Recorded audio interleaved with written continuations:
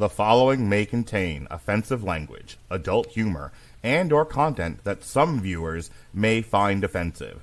The views and opinions expressed by any one speaker does not explicitly or necessarily reflect or represent those of Mark Radulich or W2M Network. Please listen with caution, or don't listen at all.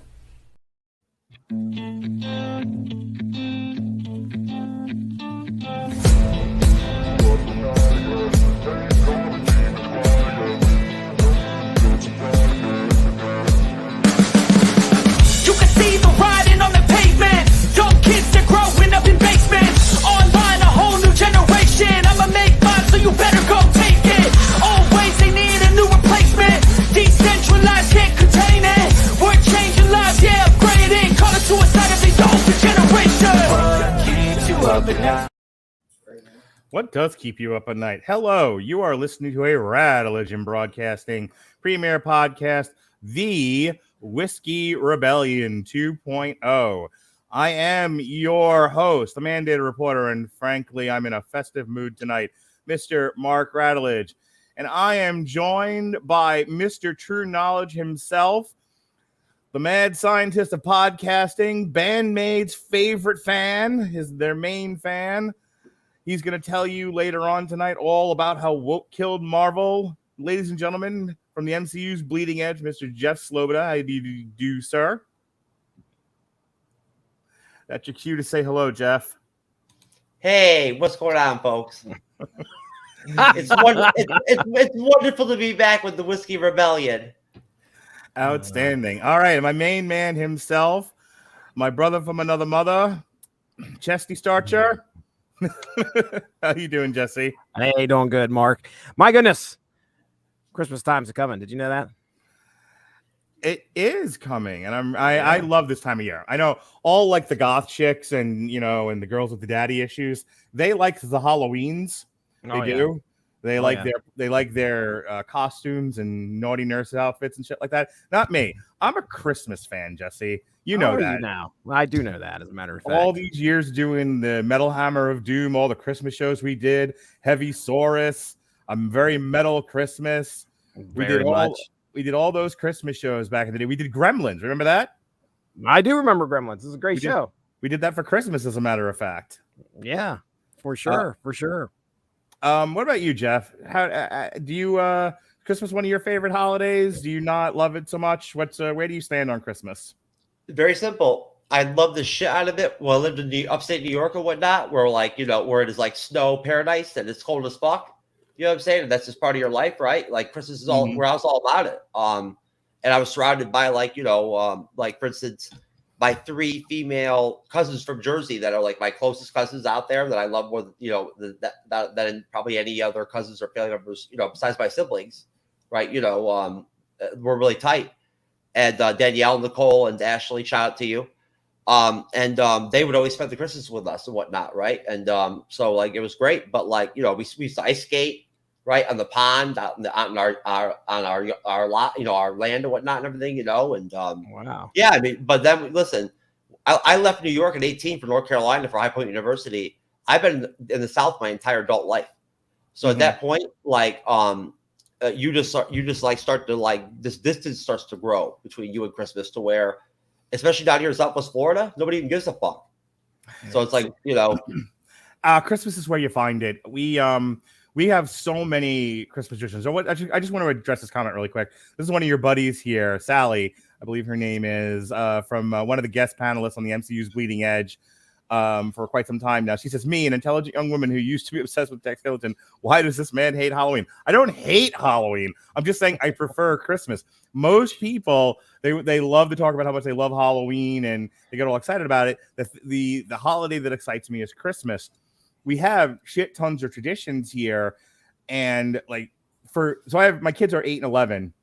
And for years, we either would take them to SeaWorld to have dinner with Santa, or we would take them to Camping World to go see Santa. And there would be activities for the kids to do. We've done once or twice Santa at the mall. The very first Christmas my wife and I were together, she is what I refer to as her Nazi Christmas tree. She insisted that we have a monochrome white Christmas tree with all red ornaments, and I was like, "What the hell?" Because I grew up with like the AIDS cool Christmas tree. You know what I mean? You know, it's just all kinds of fucking ornaments. Nothing matches. Gaudy lights everywhere. You know, it looks like just like a car wreck. Which is lights and everything. It's great. I love it. But that first year, to appease my then girlfriend, now wife, we made sure I got her Nazi Christmas tree. And then every year after that, the concession was she would do my gaudy Christmas tree with the tinsel. And I have these lovebirds that I keep at the top. And there's always like a weird tree topper that I would have. And I have my icicles and my penguins that make the noise at the bottom. You know, and I have all weird ornaments like G.I. Joe and Transformers and stuff like that. She would accept my gaudy Christmas tree, but we had to get a real tree every year. So all you consumerists, all you Black Friday salespeople like to push each other in the Walmart over a television. My family, my good Christian, God-fearing, Jesus-loving family, we go to the Christmas tree farm up in Dade City, San Antonio area, and we pick out our live Christmas tree, Jesse. Nice. That's very nice. We tag our Christmas tree on Black Friday. Then 2 weeks later, as a matter of fact, this Sunday, we go up and we get it. We bring it home. We cut it down. Jesse. Wow. You sending the kids under there to do the sawing? Absolutely. Okay. All right. Don't put that elbow grease in there, man. You gotta, be a lumberjack and don't care with the ladies' underwear. You gotta cut that thing down, and then we take it home. We got to put the water in and everything. One year it was off center and it was like it wasn't drilled properly. It was like drilled kind of like a Leaning Tower of Pisa. We had to hold it up with a can of corn, Jesse. What a pain in the ass. We did a live tree, not at our house, but when I was younger. Mm-hmm. So, when I was living with my parents, they did the live tree once. Yeah. And I'll never forget it because there were needles all over the place. We drug the thing out, after Christmas was over. And I can remember it just sitting on the back porch, continuing to rot and fall apart. We did it once. A couple years while I was sick, we were fucking collecting trees out there like a fucking lumber yard. Like, what are you guys doing with them, right? You have to get rid of them somehow. Building a log cabin and shit. Like 1 year, they got 3 or 4 trees back there because we just didn't get rid of them. I didn't have the energy to. I mean, look, I respect the tradition. I respect you go out with your family and you do that. Okay. Mm-hmm. My Christmas tradition is going out to the shed and bringing out the 20-year-old box with the big ass Christmas tree in it and bringing it in the house and then telling the kids, go to town, please. Right. And when I was a kid, we had like a color coded one. We had to like plug the branches into the bottom, right? That's how you knew the length and everything. Oh, okay? I remember. I know what you're talking about. But if you buy a modern one now, they open up like a fucking umbrella. Like, it's like a cartoon Christmas tree. I don't mind that. That makes it so much more simpler. I remember the days when we had a fake one with the color Metal Hammer of Doom. Jeff, I want to get your way for Mark, you were doing, I don't know if it's on my end or your end, you were doing some intense robotic freezing shit and whatnot. That's what Mark Robert Cooper at a time, but I like my Christmas music, right? Dude, you look like you're like on that tree. I like to put on the Christmas music, bro. With your like, I know, with your video right now, you literally sound like you're like a werewolf on acid. Your like eyes are all looking all fucking weird and everything. And your internet's hating you, Mark. Is it any better now? It's better. Not kind of. It's getting a little better. I could see your eyeballs moving, so that's good. If I could draw a penis in your mouth, it would be better. You know what I'm saying? I'm gonna try this again. Hey Jesse, you guys listen to Christmas music when you do the tree? When you put up your tree? Of course we do. We throw on Spotify, and we've got our classic Christmas Christmas playlist that's going. So, how about you? You know me. I like that Dominic the Donkey. Oh yeah, that's right. Fucking gallery.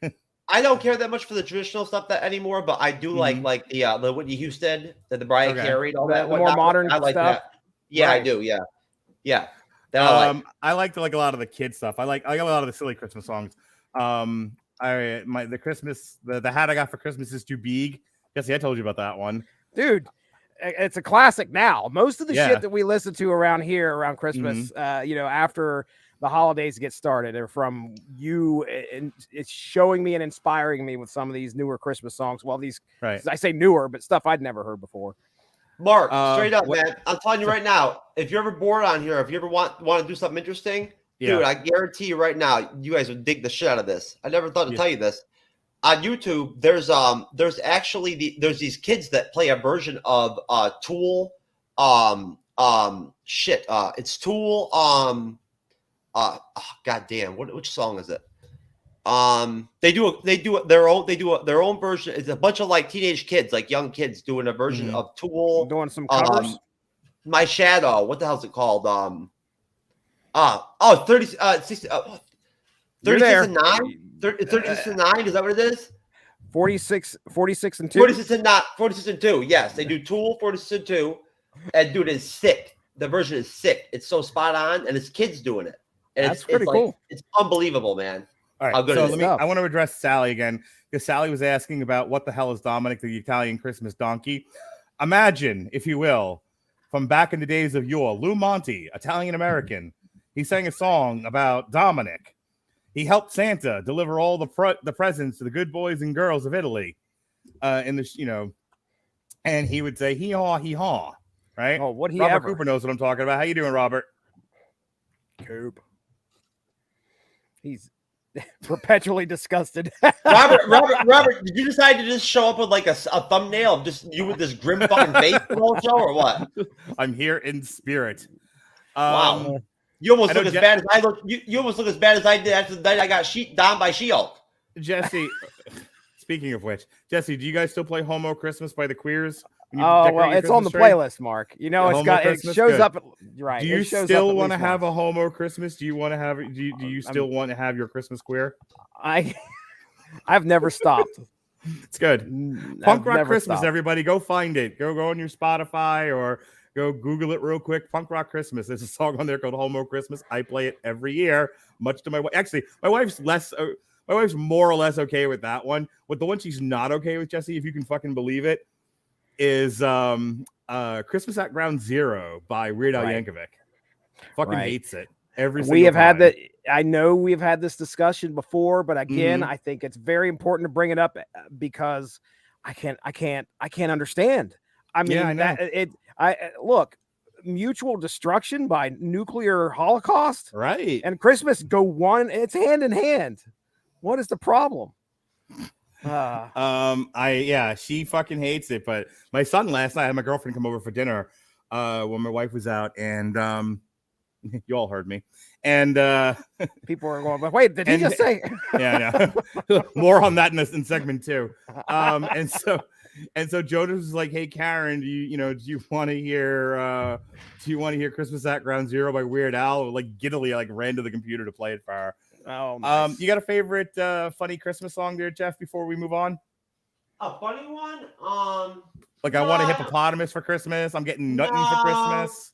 Nah, I mean, really, honestly, Homo Christmas. Grandma got ran over by a reindeer. Classic. You can't go wrong with that one. No. I'm gonna go to Jeff's house. I'm gonna sing Christmas carols. I'm gonna hit Christmas in Hollis because it's Christmas time in Hollis, Queens. Jesse's cooking dinner in collard greens. You know that one, Jesse. I'm gonna go to Jeff's house. I'm gonna go to Jeff's house with my polycule, and we're gonna sing Christmas carols, but it's all gonna be like versions of Homo Christmas, all in front of Jeff's house. I don't even know what Homo Christmas is. I want to ask you guys. I was just going to say, both you guys are. It's interesting. Both you boys are Florida boys, and you came from the north. As you grew up in the north. I mean, do you guys miss the snow at all? Fuck no, a single fucking bit. Okay. So I wouldn't mind a little bit of powder. Mind a little bit of powder. Yeah, I'm with you, Mark. White Christmas. That's the same thing I was thinking, Jesse. That what Mark just said. That's the only snow I want to fuck with at this point in my life. And I would do that. And I would do that. It's a fucking nor'easter, and then you're driving around on black ice as your 76 Nova is doing figure eights down the block. I'm not gonna live through this. The snow up north is not good. The snow me and Mark are talking about is the kind that you only indulge in when you're in Jamaica or like the Dominican Republic. You feel me? So like that's usually a positive situation. You feel me? I hear you. All right, we're gonna move on. Fucking Robert will join us eventually, but so this is our Christmas show, and I thought it would be fun because I'm me to do a Christmas list, and this list is 52 hilarious gag gifts to make anyone pee their pants. You ready for this, Jesse? 52. I'm not gonna read all of these, but I mean, like, we'll go through them, but I'm not gonna stop on each one because then we'll be here for 2 hours. So the first one. Got a mini guest pack. You understand what you're doing this to me right now? I'm the creator of the goddamn MCU's bleeding edge of all damn things, and like, and now you're gonna give me this? Yeah. Robert Cooper's finally here. How you doing, Robert? I had to restart the computer. It sounded like literally. Robert, thank you, man. I'm glad you came back, brother. Because now at least maybe you can share some of my depression during this article here. Okay. This one's for you, fucking Jeff. Wiener cleaner soap. You gotta get your dick clean. It's a great gift. And look, nobody wants a dirty penis. How is that funny, dude? How is that funny? What do you mean? How is that funny? How is that funny? It's a wiener cleaner. Imagine getting that stuck. All right, that would be a problem. I was about to say, listen, then you're definitely dealing with some summers. I was guessing on a podcast Odyssey one time and shit, and I pulled this massive fucking dildo out. There's some chick that's at my house. That shit was huge. And I started waving it around, and I was like, yo, what is this shit? I was like, yo, dude, Joey, do you think this is like an alien dildo? Like, dude, it was fucking insane, bro. That was funny. Wiener cleaner. All right. So, next one, neutralizing fart pads. That thing actually looks like a very large. Oh, yeah, no. I fucked the guy who one day will be on this podcast running out of the room. I'm gonna get subtle butt neutralizing fart pads for Robert Cooper because all the years of podcasting and all the fart jokes and stories that he's told, I feel like you need these. Those are a legit thing too. Like, no. I mean, I believe I've heard the science that goes into that. Like charcoal neutralizes the odor. So that's amazing. All right, lightsaber chopsticks for you fucking nerds. You fucking nerds, you know, you watch your Andor and your Obi-Wan Kenobi where they throw mountains at each other and have some lightsaber chopsticks. You would not dorks. use. No buys. I want lightsaber chopsticks. I bet you do. I'm dork. Good. I am a fucking dork.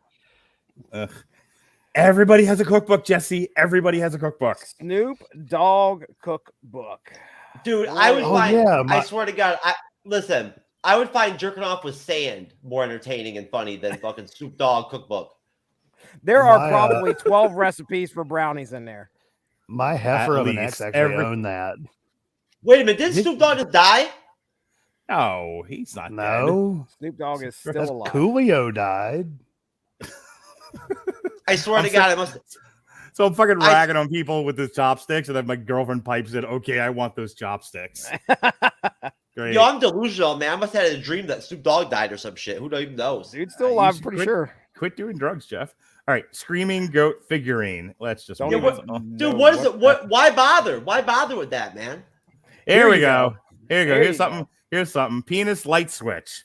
Dude, I mean, really, who doesn't want to decorate their house with this is the most random, like, stupid gift I've ever seen. Like, I'm just supposed to stick penis on your light switch. I would sue that company right now because there's not enough different colored penises. You're not wrong. Also, can we just talk about like big giant black I'd rather not. And like the white one, but it's like first of all, like is there an albino out there whose dick needs to be represented? Like, do you? Hey, you know what? Listen, we now figured out the secret of where White Vision's penis is. It's right there. Was that an issue people were having? Like, hold up. I get the whole WandaVision, White Vision thing, but where's his dick at?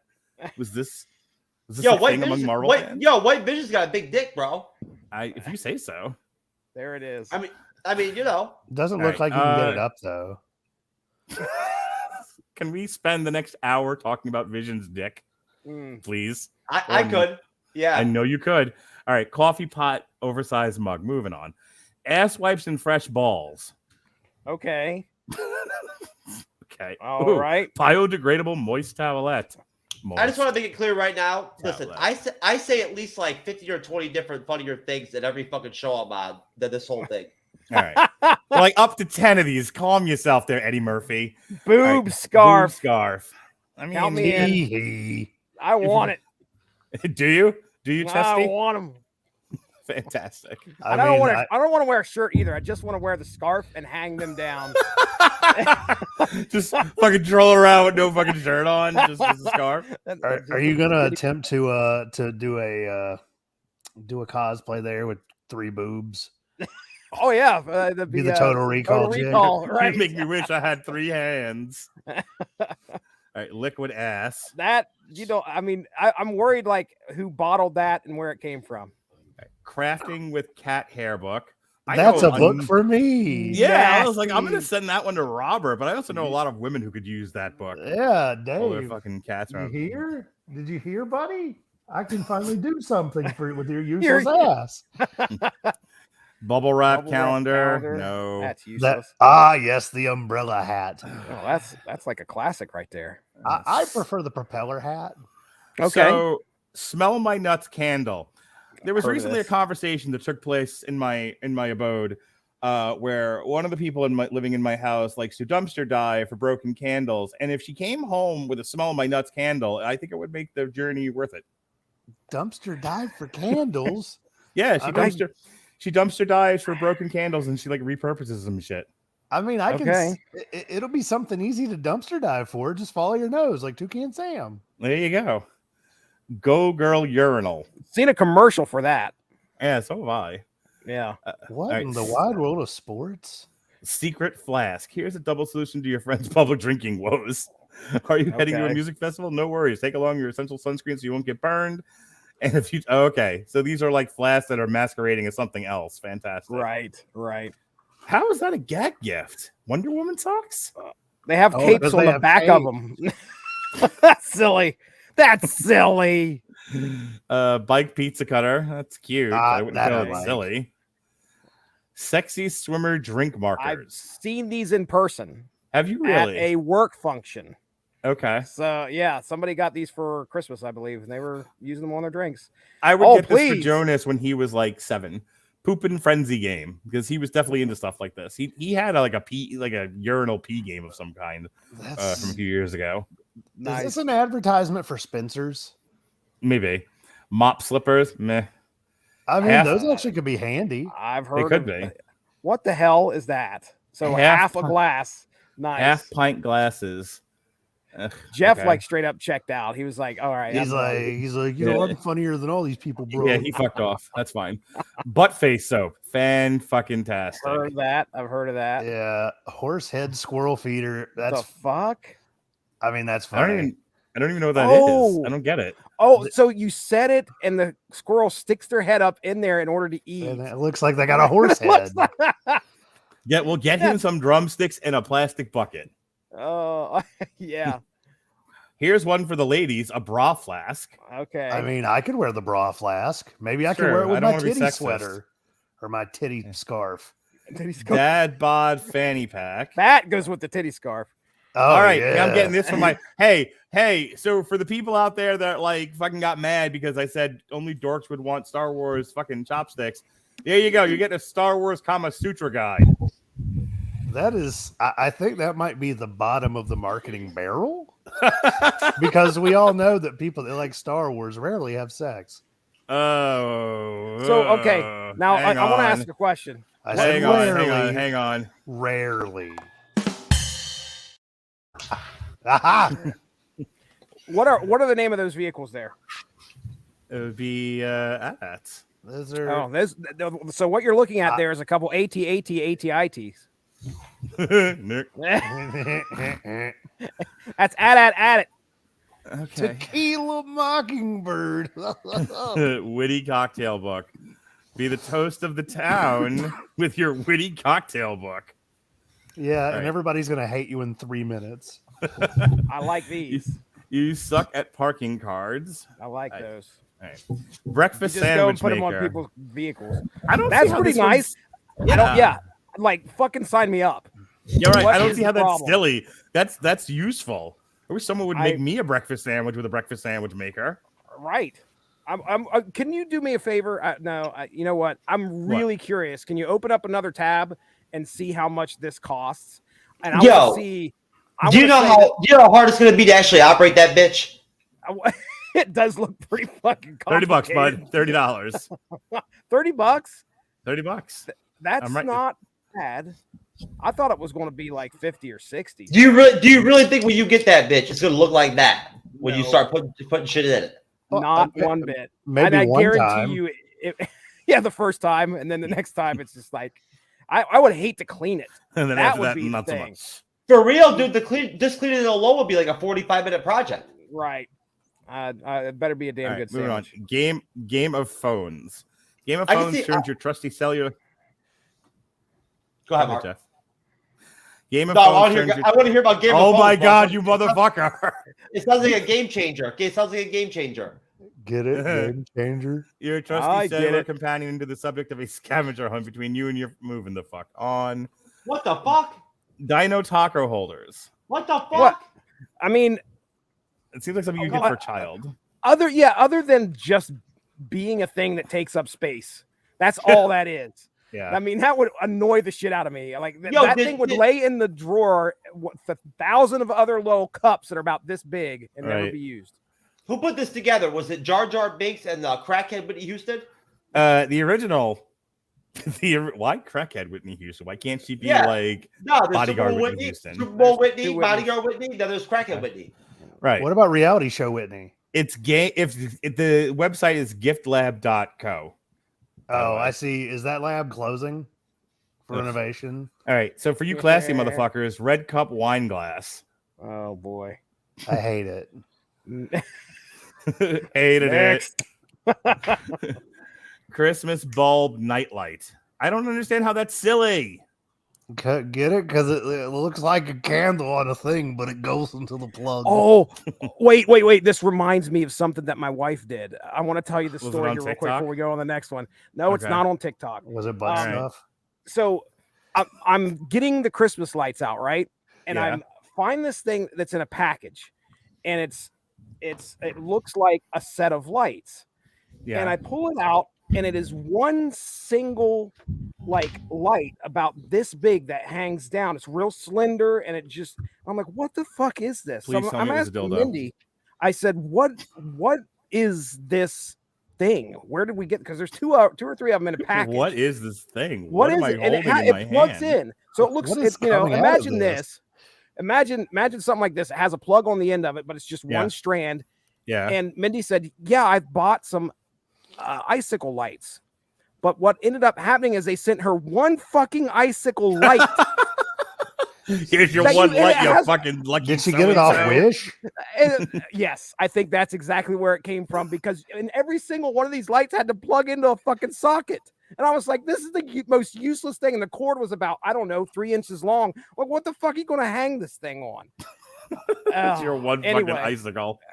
All right. Well, I said you get an icicle light, not icicle lights. Oh, okay. not plural. Bath sip caddy. Yo, the only portable. For a minute, I thought that said bath salts. I was like, what? Bath salt only caddies. in Miami, buddy. Is it so you can hold down your victims while you bite off their nose? A heart-shaped merkin? Now listen, if bath salts came back, that would be funny. Yeah, heart-shaped merkin. All right, a bear oven mitts. That's great. It's fabulous. Dreamy sponge holder. Why? Again, why does your up nothing but fucking I space? love that. Why does your sponge need a bed?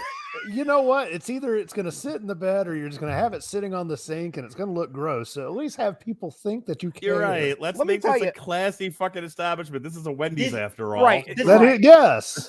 Let me say something. Go ahead, Jesse. Go ahead, Jesse. I was just going to say, you walk into this person's house, you walk right back out that has that. Because you're just like, that fucking person's a psycho. Well, you fucking punch him before you do. Just this on principle. This sounds like the list I would have, right? To give to like all the chicks that ever gave me like weak ass head. You know what I'm saying? So, you know what I mean? I'm not, Jeff, I don't agree with everything making a you list. say. He's checking it twice. I don't agree with a lot of things you say, Jeff. I find myself in opposition to you in most things. But I think the one thing we do. The No, one or that like you the one, agree or on. like the few chicks that ever made me so uncomfortable that I had to just like put my clothes back on and just be like, I'm done. No, I would agree with you that for bad blowjobs, this is a great list. Yes. To those people. That's actually how Mark found it. He was like looking at it. like I got the worst fucking blowjob. Let me see. Oh, good. Star Wars chopsticks. I mean, she made an That's- effort. I That's should the maybe best thing repay. on here. Here's Listen, something from my. hey, listen. Honestly, the left should support this because I mean, you know, I mean, we can't physically like hurt women. At least we can give them this shit. Sure. Speaking of hurting women, Yeah, girl that's power right. socks. Instead of beating the motherfucking shit girl out of your power, yo. wife. A champagne bong for you classy motherfuckers. What? Ravioli spoon, Rez. I fucking love that. I'm just waiting for like the hole in the wall, like to pop up and everything. Like, you know what I'm saying? Like, you know, A portable glory hole, maybe. From porn. Unicorns are jerks coloring books. I'm getting this from my kid's daughter. Okay. Oh into my god, coloring. man. Bling cleaning gloves. All right. I'm almost done here. Nice underwear doormat. I would put that out in front of my door. Unicorn ice cube tray. Well, that's cool. Trap a that's crap actually pretty spray. What the fuck? Mark, can I be in charge of the humor segment next month? You can be in charge of the blow me segment. Spritz the Oh, bowl before man. you go. No one will Oh. ever know. Moving this on. Well, yeah, it's That sounds poopery. like it. Yeah, that sounds It's like put an in- actual product. Poopery Okay. works. Trust me. All right, here's one for Robert Cooper, a punny notebook. Aha. And what does that cost? What does that cost? $27 fucking for a notebook? I hope it's It's a fucking ac- $1 million. It's I'll have to actually get a loan for priceless, sir. it. $10.99. American? Okay. Yes. American. Fucking no ruples. Sold. Shut up, liver wine glass. That seems like something you should get your girlfriend. A not pizza mine. pouch, Which Wait a I have minute, heard wait a minute. exists. How far for does this bitch go? Are we going to like 150 on this motherfucker? No, or what? it- Yeah. 52, We got a whole other you hour to illiterate go, Jeff. motherfucker. It was in the title. And finally, and I know people that actually want this because I've seen it on TikTok. Oh, I've yeah. seen these bitches on TikTok. Burrito blanket. My ex had a burrito blanket, and I stole it until she bought me a All right, blanket of my own. A member of my polycule just fucking shouted out, I have a burrito blanket. So there you go. Well, you know And what? that- Honestly, Mark, the burrito blanket connects something to me that I thought about. I was thinking about maybe doing like a what if type series based off She-Hulk, right? Like, what if all the men in history were actually the fucking like the men in She-Hulk, right? What would have happened to like the human race? So the first episode, right, would be the guy that like actually created the sanitary napkin and like, you know, tampons for women. Well, he doesn't do it, right? Because he commits suicide because he's born straight instead of homosexual. You know what I'm saying? And he's also too masculine. So he Okay. commits suicide, I right? want to read this screenplay. And like honestly, it sets back women for like 3 decades. You know what I'm saying? Here's my thoughts on this.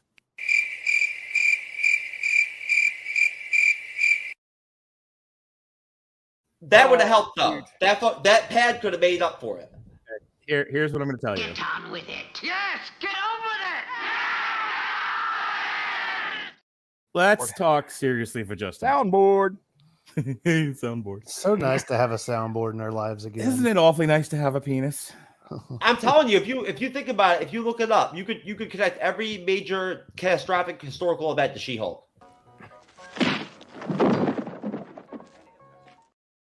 Moving on. I'll never forgive her for the fucking Holocaust. Fucking Christ. So, Loki. Moving on. I'm never gonna forgive them for making Daredevil do the freaking walk of shame. Oh. I mean, it's ironic because, like, he never saw it coming. All right, so I'm going to talk seriously for just a moment. We were talking about modern dating in the last show, and Jeff said that he actually was ethically non-monogamous.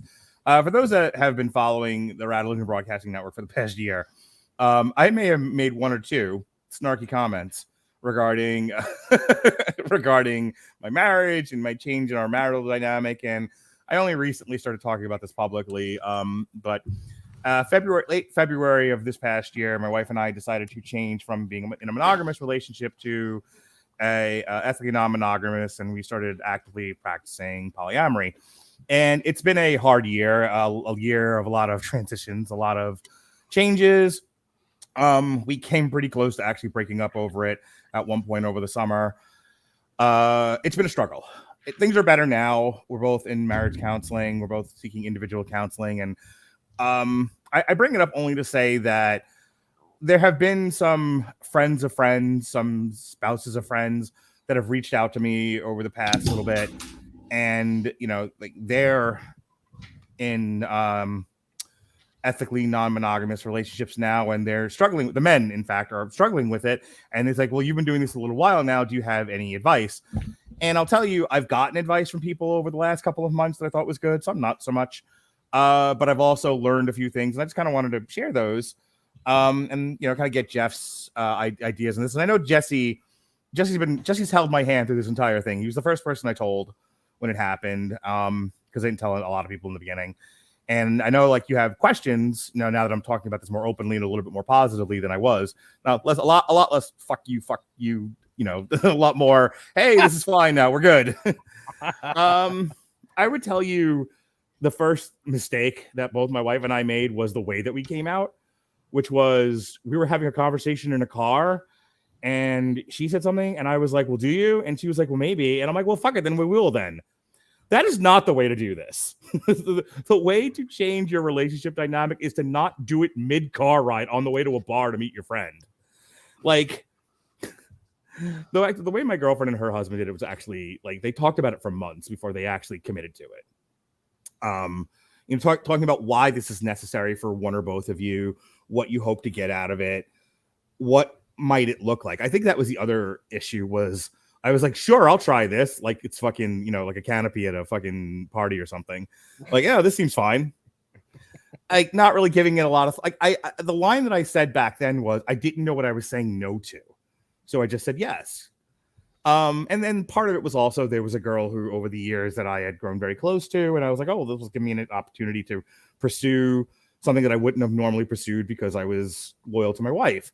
And now I can, which is also not the reason to do this. Like, don't do this because you got your eye on some broad, because then she'll fuck off to Arizona. True story. But yeah, it's been a year. But really sit down, and I'll break for you guys to kind of comment, but really sit down and, like, have a number of conversations, spend some time on this before you actually commit to it. Because if you rush into it, you're going to have the exact same problem that we had, which was you're not ready for it. You're not ready for the changes that comes. Jealousy happens in any relationship, but it gets amplified in situations like this. And if you're not mentally prepared for it, it can really wreak havoc on what was an otherwise fairly solid relationship. I'm going to go to you first, Jesse. What are some of your thoughts or questions just based on what I've said so far? I know when you and I had been talking throughout this whole ordeal, one of the things, I mean, it's the best way I could put it, I guess. I mean, it's definitely been an ordeal for you, right? I mean, you've had to learn how to really learn on the fly, right? Yeah. Or grow at a pretty quick rate and try to change your life and your lifestyle. So I think that's one of the big things that I don't have really questions about it, but I know that it had to have been a struggle for you to try and go from all these years that you've been doing the same thing over and over and over. And now all of a sudden this has changed. It forced us to communicate in a way that we hadn't before. I can share a little bit of this. I don't want to share too much, this is somewhat my wife and I's private life, but there was discussions about benign neglect, about feeling that we were not attending to one another over the years. In its own way, both good and bad, it forced us to communicate about that. It forced us to deal with it when maybe we weren't before. And it forced us to either do something about it, genuinely attend to one another, or risk losing the whole relationship.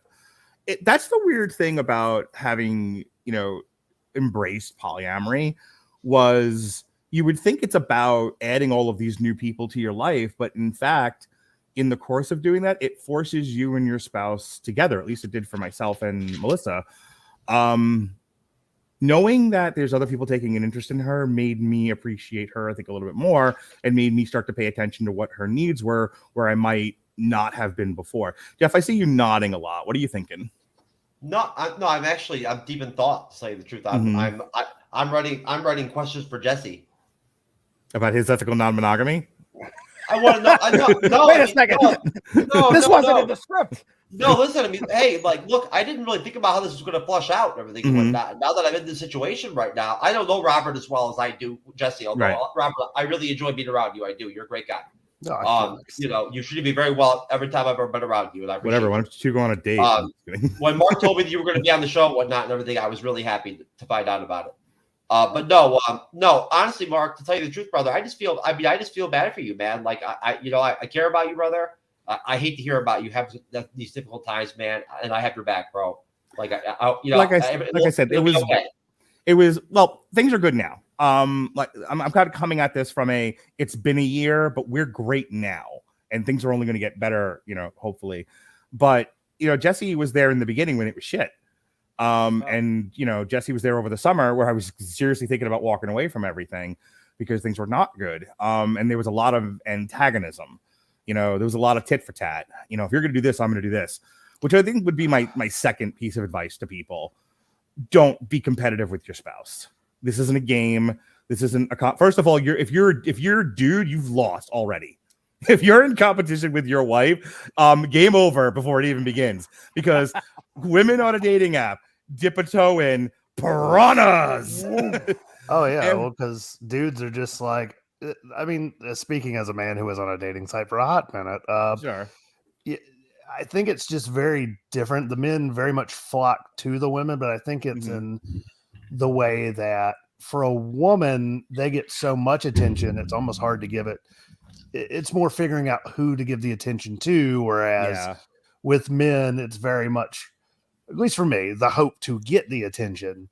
Women will garner 100% more attention than any one man will. But if you talk to women about it, like there's a great TikTok from one guy that polyamory is sort of his niche on TikTok, and it's sort of like a normalized polyamory account.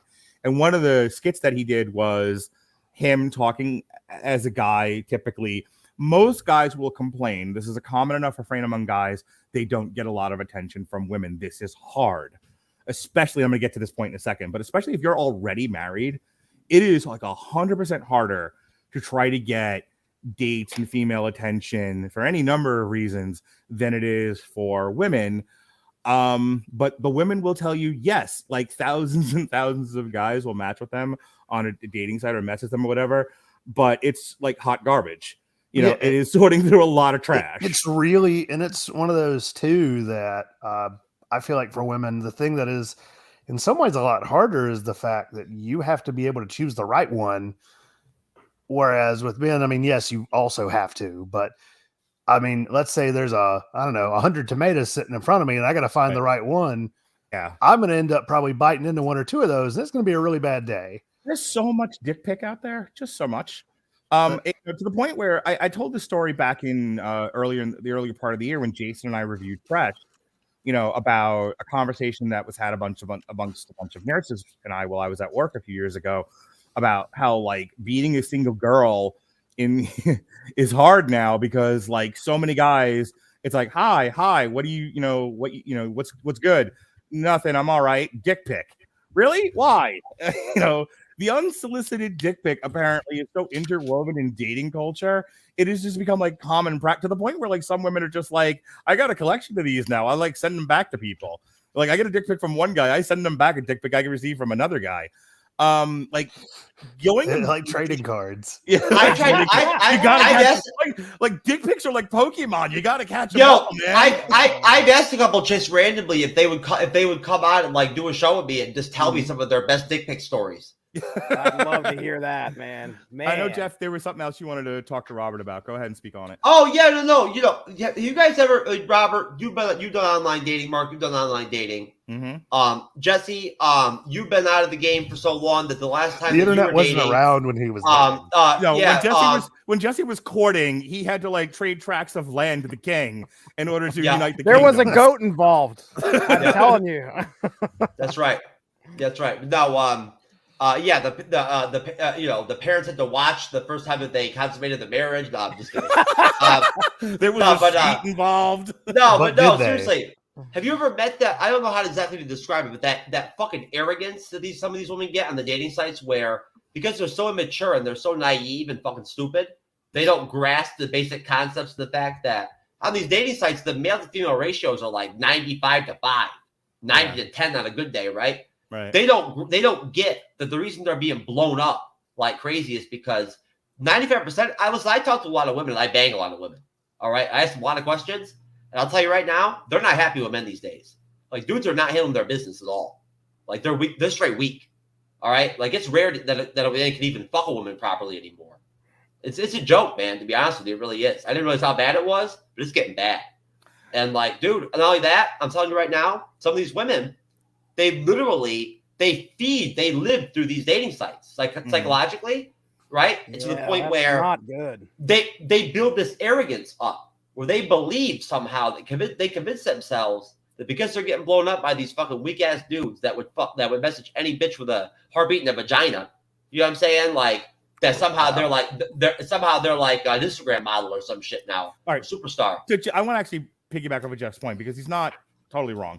Because there are guys where, like, Family Guy even made a joke about this, where like Quagmire discovers online dating, and Pete's like, "Give me the phone," and he's just like swiping. It's like, you know, like I'm not even looking at he's on Tinder. Like I'm not even looking at the girl. He's just, you know, cast a wide net. I'll tell you right now, folks, Tinder does not like that. Mm-hmm. So, getting back to the point, it is harder for guys, and this is less advice than it is just sort of my experience. Girls are looking for a guy to be in most girls are looking for a guy to be in a long-term relationship with. A guy who is already like married isn't really going to fit that bill. Like other polyamorous women might seek out a married guy, maybe not. There are some women out there that just don't want to be married again. They don't, that guys are too clingy. They just want a nice guy to take them out on nice dates. And maybe some of those guys will go after otherwise engaged men. But for the most part, most women don't even fuck with like E&M or poly guys because what good are we? We're not gonna marry them. We're not gonna move into them. We're not gonna give them kids. No, you don't want to fuck with the chicks that do want to bang married guys because they're always damaged and fucked up, bro. It's debatable. My point is, no. Hang on. There's a reason why. There's a reason why I brought this up. Because if you're a girl, right, and you're out in the dating pool, a lot of guys will go after you because you are married, because you're not going to want to marry them. You're not going to want them to move in. You're not going to want them to take care of you. You already got that at home. So it's so much easier. The dating pool is so much bigger for women than it is for men, where it's the exact opposite for men because the dating pool is so much smaller because you really are looking for that select group of women that are okay dating a married guy, and it's not huge. So it's like you both join hands and cross that bridge. That, was it the pronunciation bridge, Jesse? Yeah. You cross that bridge into E&M polyamory, and then like the women just fucking take off, and you have this huge fucking ocean to swim in, and then there's this guys in the fucking puddle, like fucking around, like what am I supposed to do with this? And it's frustrating, and you don't want to be there anymore. It's like 5 minutes into polyamory, most guys are just like, fuck this. And I get it. I've been there. Go ahead, Jeff. No, and Mark and Robert, and honestly, and Jesse, what do you think about this? Robert, I know you're going to know what I'm talking about with this. Can you imagine what it's like for me, right, to put it out on my profiles on dating sites, like blatant? You know me, I'm not afraid to tell the truth, who I am. I'm not going to lie about it. True knowledge. So of course, right on my profiles, it says flat out that the only real serious relationship I'm interested in is a non-monogamous one. And you know what is funny about that is this, right? I mean, there's a lot of fucking bullshit on these dating sites, but at the end of the day, these women on there, they just don't grasp that, like, that they don't understand that that's honesty. They don't get that that's my truth. Like, I'm not looking for like, for like the spotlight or whatnot. I'm hurting myself by putting that shit out there like that. Yeah, you know what I'm saying? lot of women will like right past. Don't. Oh even, yeah. Even try. Come on. We're talking about messaging here. We're talking about profiles here. Right. That shit is rough. Yeah. I mean, honestly. Sometimes if your personality is about the most winning thing about you, you can't even get out the door. Whereas most guys are just like, you got like a third eye, you got a fourth nipple, a third hand. I'm screwed. Right. I can't lie to women. I can't do it. I'm not capable of it. I won't play the game. I only know how to be direct, black and white, and up front. And at that point, when I send messages, I just sound like another asshole. right, next thing, next piece of advice I want to give. This came up recently because somebody asked me about like. I went through this with Melissa too, where TMI, too much information. Like finding that weird line between you want to open communication, you want that communication between you and your girlfriend or your spouse, whatever. But you almost don't want to know too much. And trying to figure out where your line is, and you're not gonna, and I don't think you get it right on the first time. Because I remember in the beginning, like I would go through different phases. It was like, don't tell me anything. Just like, are you safe? And what time are you coming home? And then I would want to know everything. And then I would hear way too much. And it was like, like, I don't want to hear any of this anymore. By the same token, because I heard this recently from a friend of mine, where it was like the girl would come home and talk about her dates.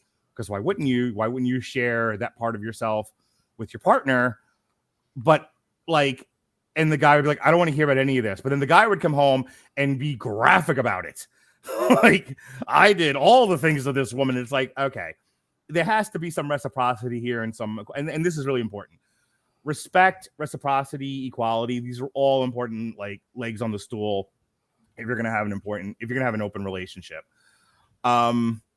Saying, I don't want to hear your story, but then I'm going to tell you my story doesn't really work. Saying, I want to hear all of your stuff, but I'm not telling you any of what's going on with me also doesn't really work. It's finding that middle ground, Jesse, where you're able to share, but also kind of exercising those muscles to where you can tolerate hearing some things that maybe, and I want to talk about this really, really, really briefly.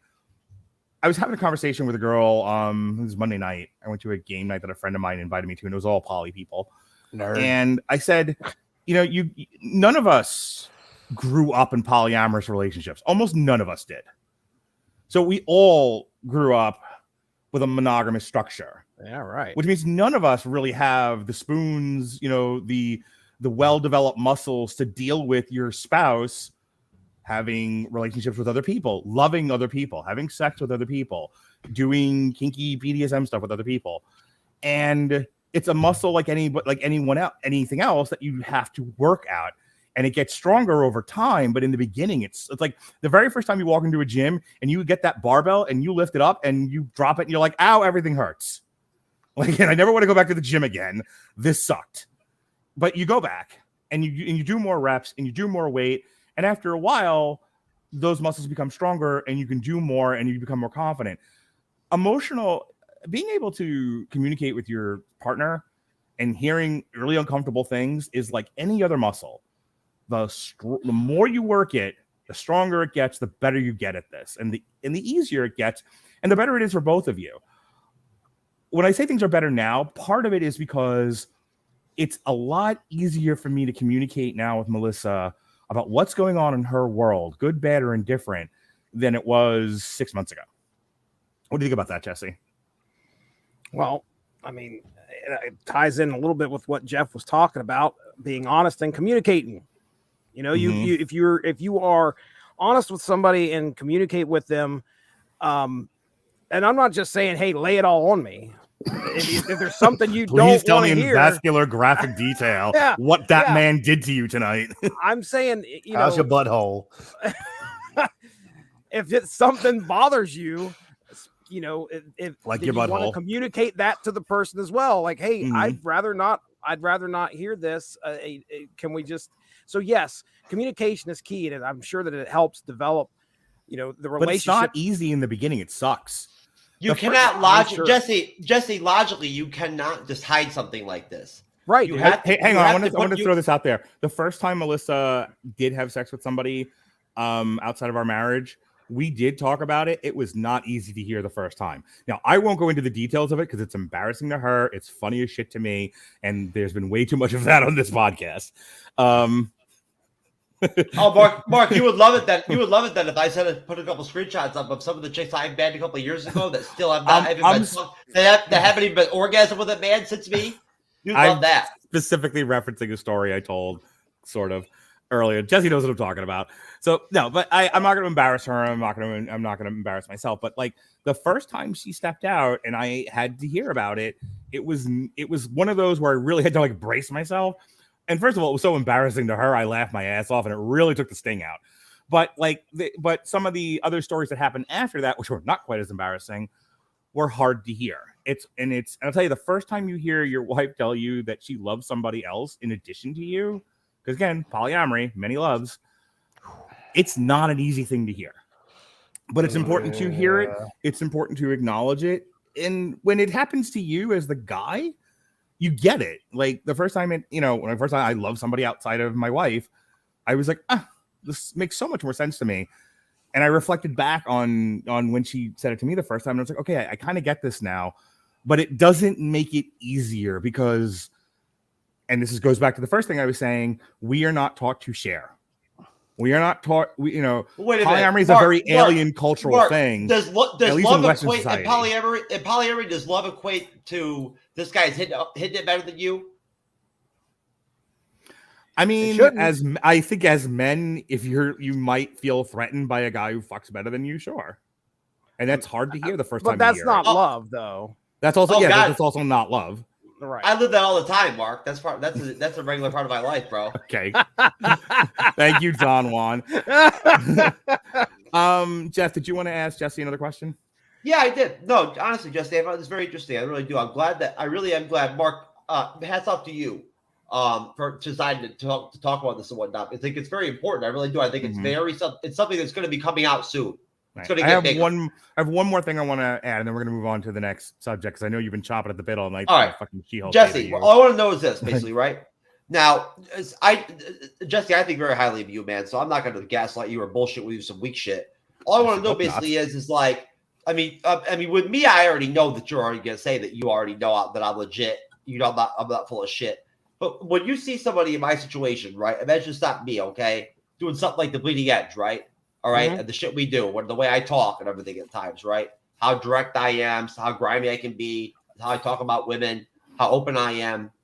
At the end of the day, in that situation, in your situation, right? As long as you've been married, which I respect and I'm very happy for you and whatnot, and I made that clear, and just to make it clear, you do know that I genuinely do believe that for you, if monogamy works, I respect the hell out of that. I appreciate it. But at the end of the day, though, what I'm asking you is, when you see a situation, imagine it wasn't me, but it was somebody else, hypothetically. They're doing a show like The Bleeding Edge, right? You've been on there. You got a guy like me that's on here talking about fucking aliens and shit and everything and all this crazy shit. So at that point, all of a sudden he comes out publicly and declares that he's not willing to be in another non-monogamous relationship in his life or whatever. And he needs variety in his life. The shit that I just said, because that's who I am. Right. Do you, is there a part of you that might look at a situation like that and think to yourself, okay, he's just attention seeking. This is fake. Like, I mean, can you relate in any way? Go ahead. Well, I can tell you, I was going to say, I think that number one, it takes at least some kind of modicum of courage. Now, as to whether I believe the person is legit or not, I don't understand why someone would use that of all things to try and get attention. You know what I'm saying? Well, Jesse, you understand what brought it out of me to be where I felt comfortable publicly doing it. It was because of what happened to me when I was almost physically beaten to death. No, right. Yeah, I remember. I mean, that's why would you not want to be yourself though? So yeah, I mean, I understand, like, if you came out and said, hey, look, I am totally polyamorous, whatever. I assume that's what you want to be. That's what you want to be. I certainly wouldn't look at it as somebody trying to get attention in any way. And I can tell you, just by listening to Mark and the struggles he's gone through, I mean, I wouldn't want to actually pretend that I am because sounds like it would be a pain in the ass. But Jesse, this is not an identity you take on for shits and giggles. Mark knows and Robert knows that me and Mark are different. We're good men about this. A lot of guys out there that do this stuff, they're unethical as fuck. Yeah, see, that's right, let me throw this out there. And this one's for the ladies. I think number one, I think women are more often than not wired for polyamory than men are, and I think there's cultural things about that. There's just sort of structural things. I think the need for attention, the need for romance is definitely more of a woman thing than it is a male thing. So again, it lends itself to polyamory for women than it does for men. I think men engage in it, one, to make their spouse or whatever happy, but also And, if you're a guy and you have this desire to just fuck around, that opens that door wide open for you. And so there's benefits on both sides. But here's what I'll say to you. Any man that truly loves his spouse and decides to engage in this for whatever the reasons are, after you've talked about it, after you've laid out some rules, after you put the boundaries out there, after you've discussed your insecurities, when it actually starts to happen, you really learn a lot about yourself real fast. And I think it's important for women to remember that they do have these men at home, and to make sure they're made to feel appreciated. I think that gets lost in this at times. It definitely did for me for a little bit of time over this past year. It's very easy to get caught up in what they call NRE, new relationship energy, for women. And then it's like they start to almost like take the guy at home for granted, because they're so caught up in all of this new stuff. And rightfully so. It's exciting. It's great to be loved. It's great to be loved by a number of people. You start to, like, oh my gosh, I put myself out there and all of these men think I'm wonderful. And then the guys at home going, why am I even here then? What am I doing this for? I always say this to the women who go out away from their husbands for the evening. When you go back home, really make that guy feel like he's the most important person in the world to you, whether he is or he isn't. But make him feel that way. Make him feel like he's along for the ride, not trapped in the fucking trunk, while you go on Mr. Toad's wild ride. That's important. This is hard enough as it is. Is that a sex position? Yes. But also, I say this, and I'm really serious about it. Maybe some guys are way successful at this, some guys not so much. It would at least be nice to be remembered by your primary partner that you're important, that you're loved, you are lovable, and you do the extra work. Like, you're already getting what you need out there in one way, shape, or form. Go home and now give the guy what he needs too, so that you're moving along in this relationship together. Don't be like running out there and don't make the guy feel like he's just paying for your good times and getting nothing out of this. Make him feel special too. Because a lot of guys also don't really want to do this. You end up in like a monopoly situation where the guy's not really dating anymore. He's just kind of like letting you go out and have a good time. And then that's when it's really important to go home and be like, you're a good dude. You're loved. And I don't want you to forget that. Because it's very easy to, when you're caught up in the new and exciting thing that's going on in your life. So, Robert, you got any thoughts before we move on to the next segment? Well, just thinking of that monopoly thing, I never thought about that, but I did once know a gal that opened up her relationship with her boyfriend. Mm-hmm. And by opened up, I mean she opened her legs and he opened his wallet. That's about all that happened.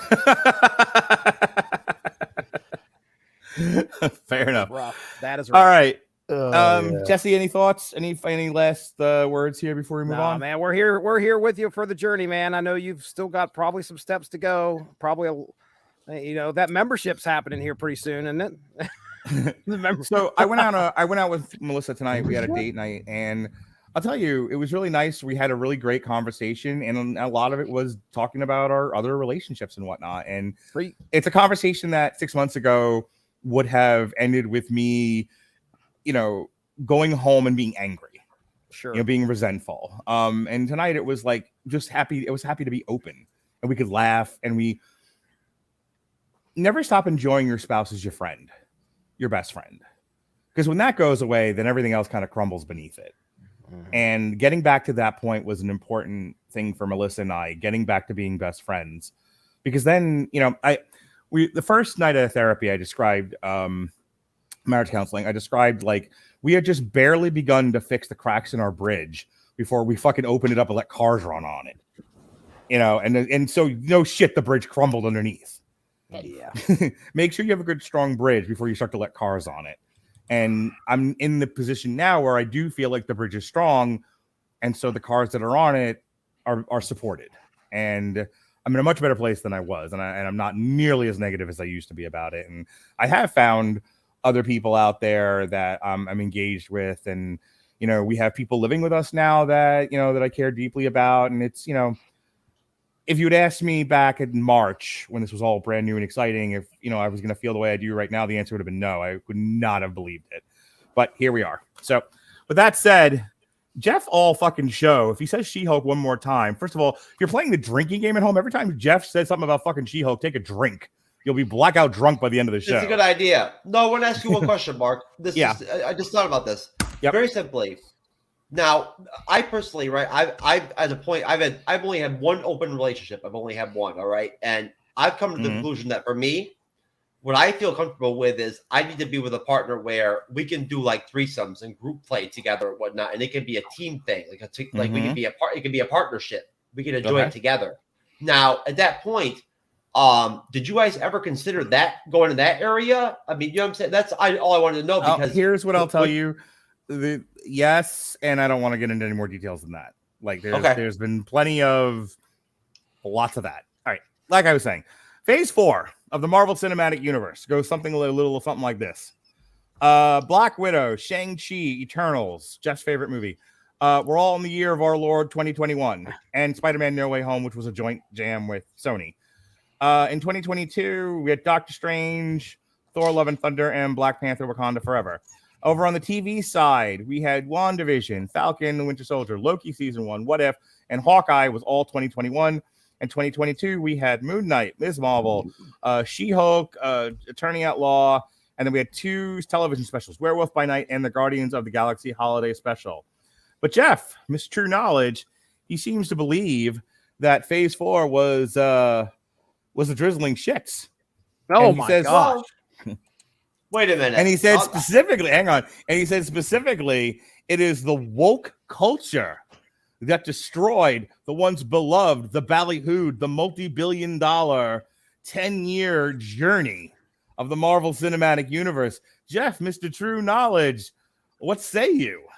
Wait a minute. I just want to be clear here, okay? Yes, sir. The really, really, really heavy woke shit did not sink in until the last couple of films and whatnot, in the last couple of Disney Plus series, then it started to sink in.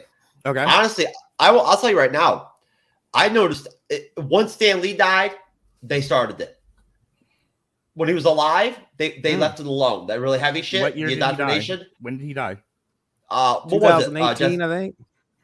I want to say it was 8. I want to say it was 18 or 19. I could be wrong. It could have been 19. I am hell. I'd have to look it up. Just don't. I believe they purposely waited till Stan died before they really went heavy with it, because they knew that Stan would not accept it. You know what I'm saying? Like, he was lucid with it, like towards the end and whatnot and everything. That's not what Marvel Comics was about. And Jesse knows what I'm talking about.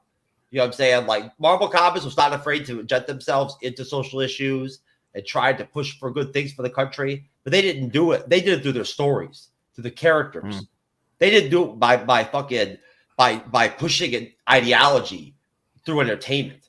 You know what I'm saying? Like, that was not what Stan Lee was about, or Marvel was about. And it's just not. And anybody who says that it was about like that is full of shit. Well, there's hang not on. no damn thing. There was plenty of ideology in Marvel Comics. I think you've heard of the X-Men. It's on your fucking shirt. Wait a minute though. But Jesse, the X-Men thing was handled a different way. They didn't force it down anybody's throat. There was no left-right any of it. It was a euphemism for gay. Mutants were a euphemism for gay culture, and X-Men were essentially a euphemism for like closeted gay folk. Mark, come on, man. At this point now, it was a metaphor. So when you say like they didn't shove it down your throats, because it was a metaphor. It's gotten to a point now where they're literally injecting like social justice warrior bullshit into Marvel crap, man. I'm not going to argue that point of it, but that a broad blanket claim that Marvel had no ideology up until the last 2 years is not correct. There was plenty of ideology. No. It might not have been blatant, but it was there. No, but you know what? Honestly, to tell you the truth, hang on, Jesse. Jesse's like, hang on 1 second. Jesse's like licking his chops. Go ahead, Jesse. No, I mean, look, I remember reading X-Men comics probably up until, I don't know, 20 years old or so, and it's so funny how all of that stuff went way past me. I don't know. I was just like, look, Ronnie Adams, like, get your politics out of my comics. They're mutants. They're mutants. They're they're out there having a hard time because humanity's given. I understand the struggles of the mutants, but I wasn't making parallels. Now, that's not saying that they weren't there, because I think that they were. I think that there was absolutely parallels to people who were being,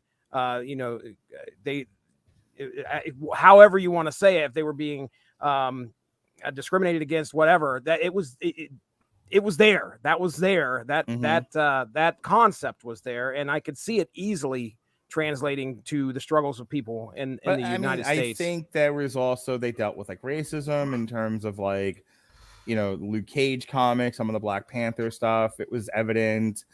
I definitely feel like here's where I'm going to agree somewhat with Jeff. I think it was handled with a deft hand. I think, you know, decades of Marvel comics definitely dealt with social issues, but did it in a way that, as Jeff put it, it wasn't rubbing your face in it. Whereas maybe now it's a lot more blatant. And all right, go ahead, Robert. So what's kind of was sitting on my head, I think, and DC actually has some very similar issues with their comics right now. I think because in a lot of ways, comics very much kind of catered more towards a white male audience for the longest time. They're really trying to capture, and you young too, Robert, young. Yeah, they're really trying to capture some of that zeitgeist that they've caught with the MCU, but they don't necessarily know how to bridge that gap. That's why I think, because I'm not one to usually talk about the term woke culture, but I'll say that there have been some missteps of them kind of overreaching in their attempts to maybe diversify and bring in other ideas and people. And I think that just comes from them. They're trying to reach a group without knowing how. I think a lot of it has some feelings of corporately mandated fun, if you will. Yeah. It doesn't feel as genuine, and I don't necessarily feel like the people making the big decisions know the audience that they're trying to reach. Well, here's what I'll tell you, and I don't want to hijack Jack 7, so I'm going to give it back to him to run it. But I will say this. I think with Phase 4, there was a lot of rebuilding. And we talked about this when we reviewed Black Panther in the money segment. We spent a long time talking about how Phase 4 was a rebuilding. Phase 4 was a relaunching. Phase 4 was about introducing new characters. Phase 4, a big theme of it was inclusion. We need more women. We need more Asian. We need more this. We need more that. We need more women, more wine, more song. We need more dance. And, you know, speaking of our previous segment about taking for granted your partners, I think there was this assumption that angry white men were going to be along for the ride no matter what, because, you know, these are your core comic audience. But let's get the broads in there. Let's get more kids. Let's get more non-white people. And there was a big push in Phase 4, you know, like Robert Winfrey brings this up all the time. Like, you like Black Widow? Here's Yelena. You like Doctor Strange? Here's America Chavez. You like Thor? You know, you like Chris Hemsworth Thor? Here's fucking Natalie Portman with a hammer. You know, Chadwick Boseman's dead. That's fine. We still have Letitia Wright. It's fine that she's an anti-vaxxer. It's all of this is fine. And I think to Jeff's point that I think he's going to make is that, you know, they pushed it out there to try to expand their audience, and they not only failed to capture that audience, but then they lost like their male audience as well. And it's like, and this is totally true, because if you read what's currently breaking on Twitter in the last couple of days, there's a reevaluation happening to handle Phase 5 and Phase 6, because they realized that they took a big swing with inclusion and whiffed entirely. Phase 4 is kind of a disaster. But I don't think it's like woke culture. I think they took a big inclusion swing. Mark, I disagree. The audience. Right, I don't think Phase 4 was a complete disaster. I don't believe that. I don't. Okay. Listen, I don't give a fuck who. Listen, Jesus Christ would not have been able to bounce back from Endgame and Infinity War and then do Phase 4 and somehow fucking it's definitely maintain that momentum. Are you fucking kidding me, bro? Come on now. Right. Well, plus with the end of Phase 3, you lost some of your biggest hitters, your biggest, you know, the people at the top of the marquee, the reason people go, your Captain America, your Iron Man. Robert, what happens to that economy, Robert, when you start something that no one's ever done completely? You know, it's totally new, right? What happens when it falls apart, right? Yeah. When it reaches the end and you have to transition. Yeah, that's tough, bro. Yeah, I mean, and I think they're trying to plug some very big holes in their ship. Yeah. Yeah, and you know what? Let's be honest here. They really fucking Sarah Finn deserves some serious fucking credit because her casting throughout the first 3 phases made the MCU literally, and that's the biggest. That's one of the biggest. It's not just the writing. One of the biggest issues with Phase 4 is the acting and the actresses are not as good as they're not as high quality. They're not as fucking good as portraying the characters as the ones before that. It's that simple. It's that fucking simple. I just took a look here at the films, and I wanted to see because I'm a big comic book guy. I can't believe these are on the big screen, guys. It's amazing. And then we're into the 4th phase of this of these films, and I will tell you that there are a couple that I didn't have any desire. Well, I shouldn't say any desire. I didn't want to go to the theater and watch them like I did some of the other ones. And it's not because I can tell you this right off the bat. It's not woke culture that it made me decide that. What it is it's just that I feel like there may be a little bit of a disconnect with some of these characters, like the Eternals. Coop and I talked an Eternals book, and it was a great book. Neil Gaiman, right? Yeah. Great book. And loved reading it, but I didn't really want to go to the theater and watch this film. So I definitely can tell you, like I said, not woke culture for me. It's more along the lines of just like, I don't know This is about Chris Bailey's argument. We're down to the D list. Right, dude. Right. And I mean, to be fair, though, before the Iron Man film came out, Iron Man was more of a B-list character overall. I think it's how you present it. Like, for example, I was excited for the Eternals because whatever, I read a book. I enjoyed the film, but that film was not. It's not a crowd pleaser. It didn't entertain anyone. That they lost the entertainment aspect. When they hired Chloe Zhao, I don't know what the fuck Kevin Feige was thinking. If you don't entertain he was people, thinking she won who gives a fuck? Bro, he was thinking she won a fucking Oscar for Nomadland. But that's what I'm saying. Who cares? That means nothing when it comes to this kind of shit. It means something to you. But you think about the executives here. They are consider this. Consider this. 2 things. Wait a minute. Wait a minute. Two things they were thinking about. One, hire lesser known directors for cheaper, give them a chance, then we might come up with something amazing, and we'll do it without having to pay fucking Spielberg prices for Spielberg directors. Number 1. Number 2, again, when you win a Best Picture fucking Oscar, you assume that there's an assumption, right or wrong, but there's an assumption among the executives that, like, oh, Chloe Zhao brings prestige to Marvel. Mark, I can wake up tomorrow with a fucking video camera and go suck some dude's dick for 7 minutes to get an Oscar nomination. No, you can't. That's not how the Oscars work. I'll be there. I'll be there at 7 a.m.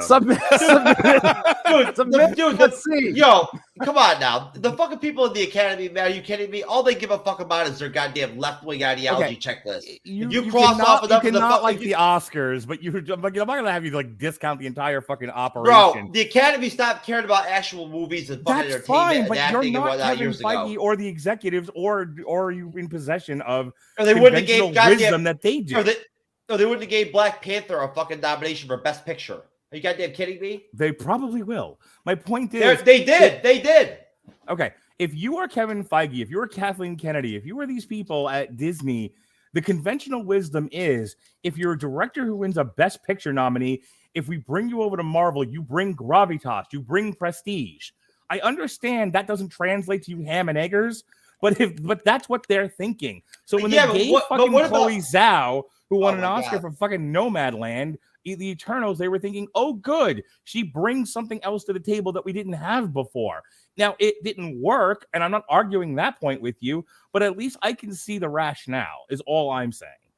Yeah, but doesn't that matter? Does it make any difference and whatnot when you go look at her interviews before the Eternals and you got her talking about fucking like Marxism and like wanting to fucking like, you know what I'm saying? Like, I mean, this bitch is crazy. Like she believes it. Don't think they care. She's a straight leftist. You know what I'm saying? But you have to care. Fucking Hollywood, dude. You have to listen. Look, how has leftist ideology don't help Marvel Comics?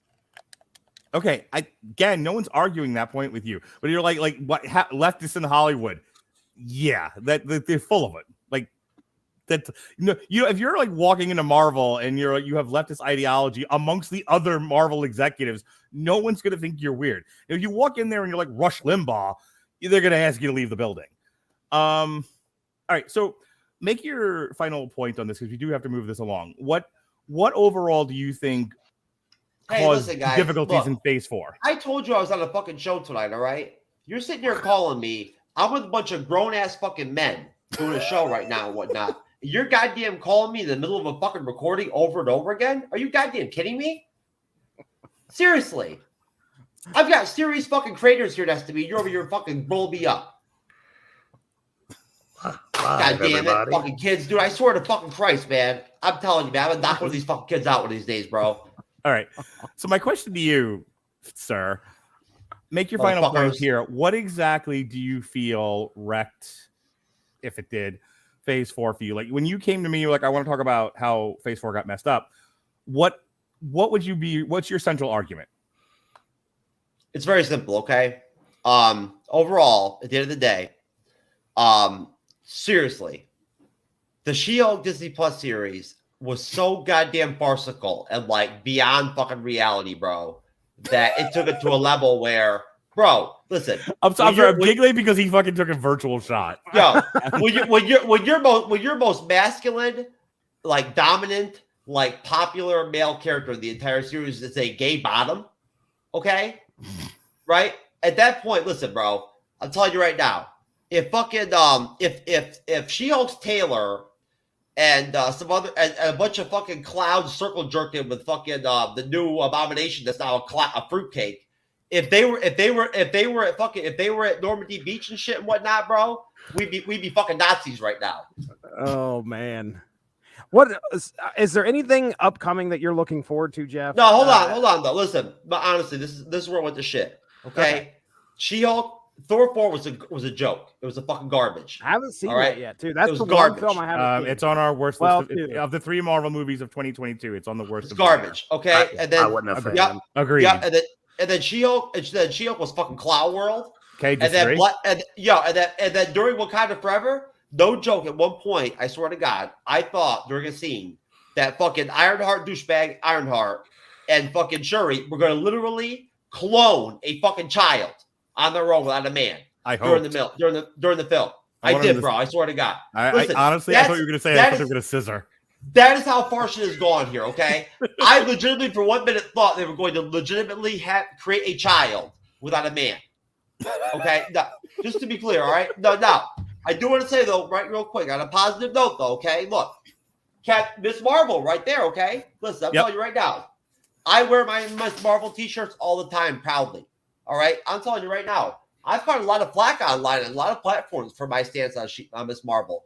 I think it's the best Disney Plus series that came out all year. I do. I literally do. I really do. Moon Knight? Really? It's better than Moon Knight. Better than Moon Knight. Yep. Okay. Better than Moon Knight. Okay. Yep. Across the board. Straight up. And honestly, you know what? Honestly, that's great. It's wonderful because you know what?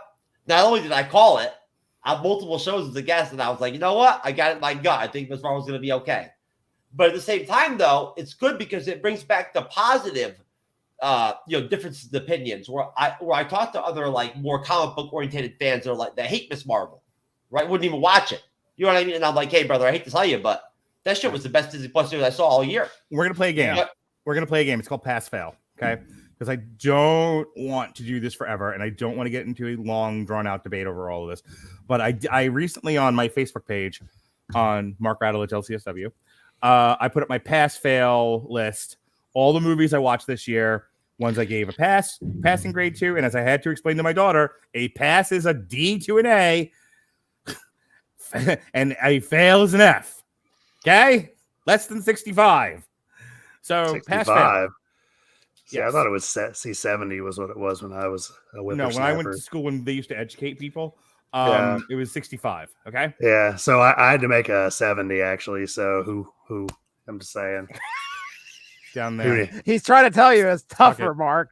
Okay, listen to the man. He can suck my tough dick is what he can do. All right. All right. Ooh, all 65 of it? All 65, baby. Pass fail. Marvel Cinematic Universe. Okay. Majority vote wins. Black Widow. Fail. Jeff? I like fuck it. that. Fuck that. Black Widow was my number 2 best fucking production out of last year. Okay. Oh, He we're says split. pass. He says pass. Jesse, Yeah, pass. I'm passing. pass. Robert. I didn't really love it. I didn't like it. I think part of it's the fact that it was a character that was already dead. So I was like, oh, well, she's gonna make it through this. It didn't have Knew it was any- going to happen. Yeah. A Yeah, lot it's one of of those- dramatic No tension. stakes. Yeah, All I right. was just like, oh, okay. Which Okay, so- I mean, and if you liked it, hey, cool. All right, I'll be the deciding vote. It fails. Fucking course. That's not fair. That's not fair. She's the original Sixth Avenger, man. Good for her. Shang-Chi, pass. Jeff. Fucking joke. What are you fucking kidding me? Oh, Oh, Jeff. I'm passing it. No, listen. What was that fucking animal that they put with Ben Kingsley with the ass mop? Oh face my or whatever? God. All right, Jeff says fail. his Jesse says- concern with the movie is the ocelot. the fucking Okay. the ass All right. chicken that ran around. Jesse Oh, says okay, pass. gotcha. All right. Robert, pass fail. Oh, Shang-Chi. I'll give it a All right, pass. it wins by a majority vote. Moving on. Eternals. I say pass. Jeff says pass, right? Jeff says pass, right? Jeff says no. Get that shit outta here. My date fell asleep for 35 minutes. So does my mom. What does that mean? All right, Jeff says deep fail. Jesse, I'm gonna say fail. I'm All right. fail. Robert. I'm gonna say pass, but also I fell asleep 35 minutes into Space Jam 2: A New Legacy. So Fair. So did I. All right, I'm the vice president here. I majority rules. Come to pass. slam. I woke up and went, holy fuck, it's still going. I wish I could have fell asleep. I wish I could have fell asleep when fucking She-Hulk manhandled me, motherfucker. Okay, take a drink, everybody. Spider-Man: No Way Home. Jesus. Pass. Jeff. Spider-Man: No Way Home. Pass. Jesse. Pass. Robert. Like a kidney stone. Moving on. Doctor Strange. Fail. Jeff. Oh, the missed 50 opportunities. 50. No, there is no 50. No half measures, brother. Pass or fail. Pass. He said Okay. pass. Let's All go right. pass. I'm This is the WandaVision. Elizabeth Olsen's fucking outstanding. I'm passing because of Raimi. Okay. Robert. Yeah, I'm gonna pass because Raimi and cameos, but You're all incorrect. It was a fail, but we'll say pass because fucking racism. I see. Are we going off Because of racism. Racism. All right. Are we going off of Metal Hammer of Doom cover podcast rules here? Well, this is the Metal Hammer of Doom, after all. Well, it's the Whiskey Rebellion #2, but All we're right, close. I would have liked to know the original director's actual script and what he wanted to do with the film. Yeah, I would have liked to have seen Sam Raimi this motherfucker and not be marveled to death. Speaking of marveled to death, Thor: Love and Thunder. That's a fail. Yeah, man. Fail. That's fucking terrible. That's a I goddamn guess joke. I have to go. I didn't see it, so I'll say fail. Okay. I didn't see it, so fuck it. Yeah, Sorry. fuck it, I'll go wins. with the group. I'm going. Yeah, groupthink. Here we go. Sounds All right. good. Yeah, that third act could rim me. Okay. Deep fail. I love Got it. Ragnarok. Can I pass it on Ragnarok? You can pass a kidney stone. How about that? I think Angelina Jolie and Christian Bale should both sue fucking Marvel. Seriously. Black Panther. Pass. Jeff. Fucking fail. Were you goddamn kidding me? All right. Failed due to racism. Got it. Jesse. I have not seen it. So majority. seen- Yeah, I'm going with the guy above me. I'll go fail. Whatever. Robert. I'll give that a pass. All right. Pass wins. Black Panther wins. I'll pass it when you can explain to me why fucking the Predator and the Power Rangers ruined the goddamn movie. Okay. WandaVision. Oh, See, we're talking television show. Here's where I want to go 50-50. Wow. Because, But half of that listen. show was excellent. The other half was garbage. Don't even start beating up on WandaVision. Yeah. All right, fuck you, motherfucker. Fail. How about that? These nuts. That Yeah, shit deserves. That shit is that was a good show. All right. That's a Jeff says pass. pass. Go ahead, Jesse. I'll pass it. I'll Evan Peters pass it too. All right. Robert. I'll pass it, but as we go further along into the Y'all Marvel would give shows, y'all would give a James Beard to a goddamn Burger King cheeseburger. There was Robert, a lot. You fucking lowbrow white trash pieces of shit. Robert's Yeah. only passing it. No. I live in a trailer, Robert's only motherfucker. passing it. Robert's only passing it. Robert's only passing it because he saw White Bitch's dick earlier. How could I not? It's huge. And I was going to defend it, but let's go to the next one. Falcon and the Winter Soldier. Pass. Pass. I'll pass it. All right.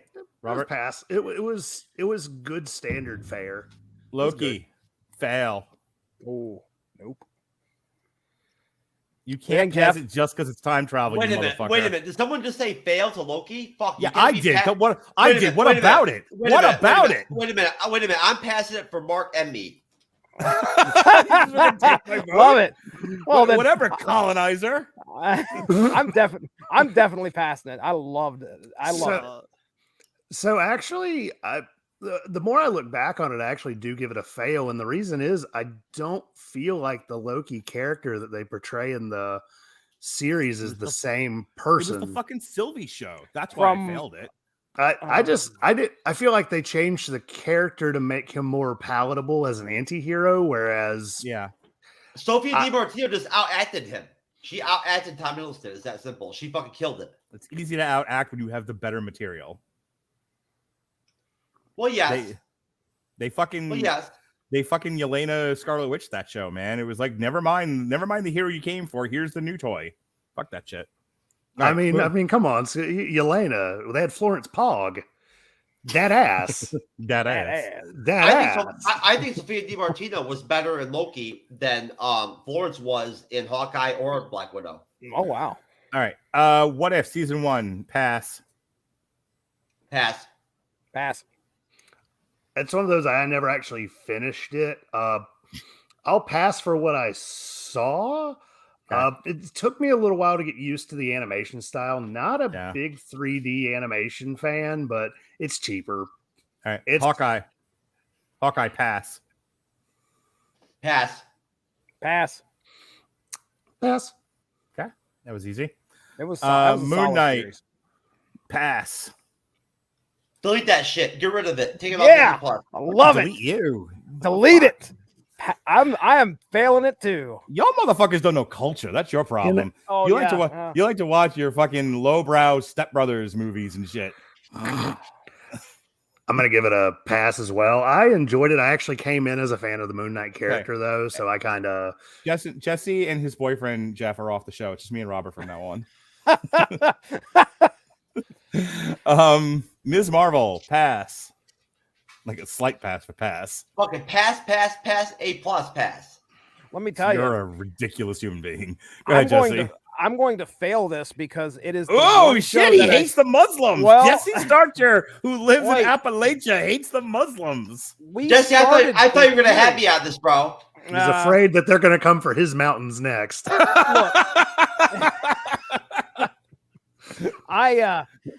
We start series at this house and we usually finish them. We got through 3 episodes, I think maybe 4, and we never went back to it.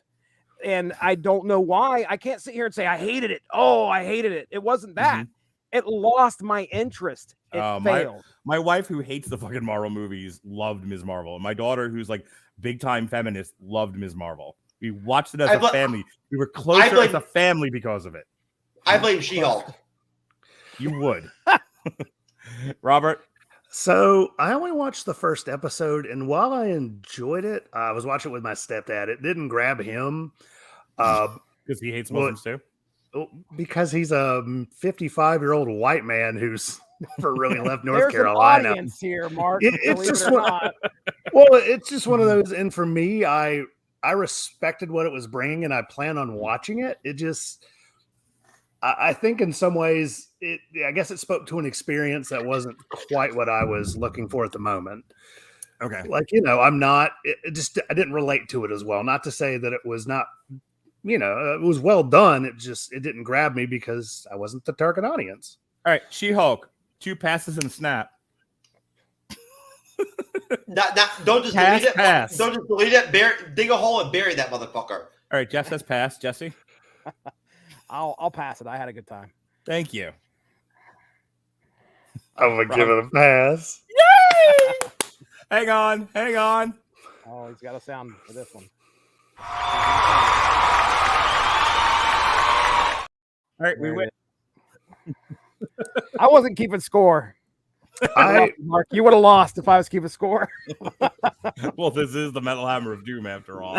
Yeah, where the All right. scores are made up and nothing really matters. Speaking of nothing mattering, Werewolf by Night. I fucking fell asleep on it. I'm failing this thing. Beyond pass. Perfect. Ugh. Perfect. Really not good, A flaw, huh? not a single flaw. I mean, granted, I was on my way to a cuddle party and I was really tired, but still a fail. What? What are you looking at me for? Fucking. So don't you kink shame me, Jesse Starcher.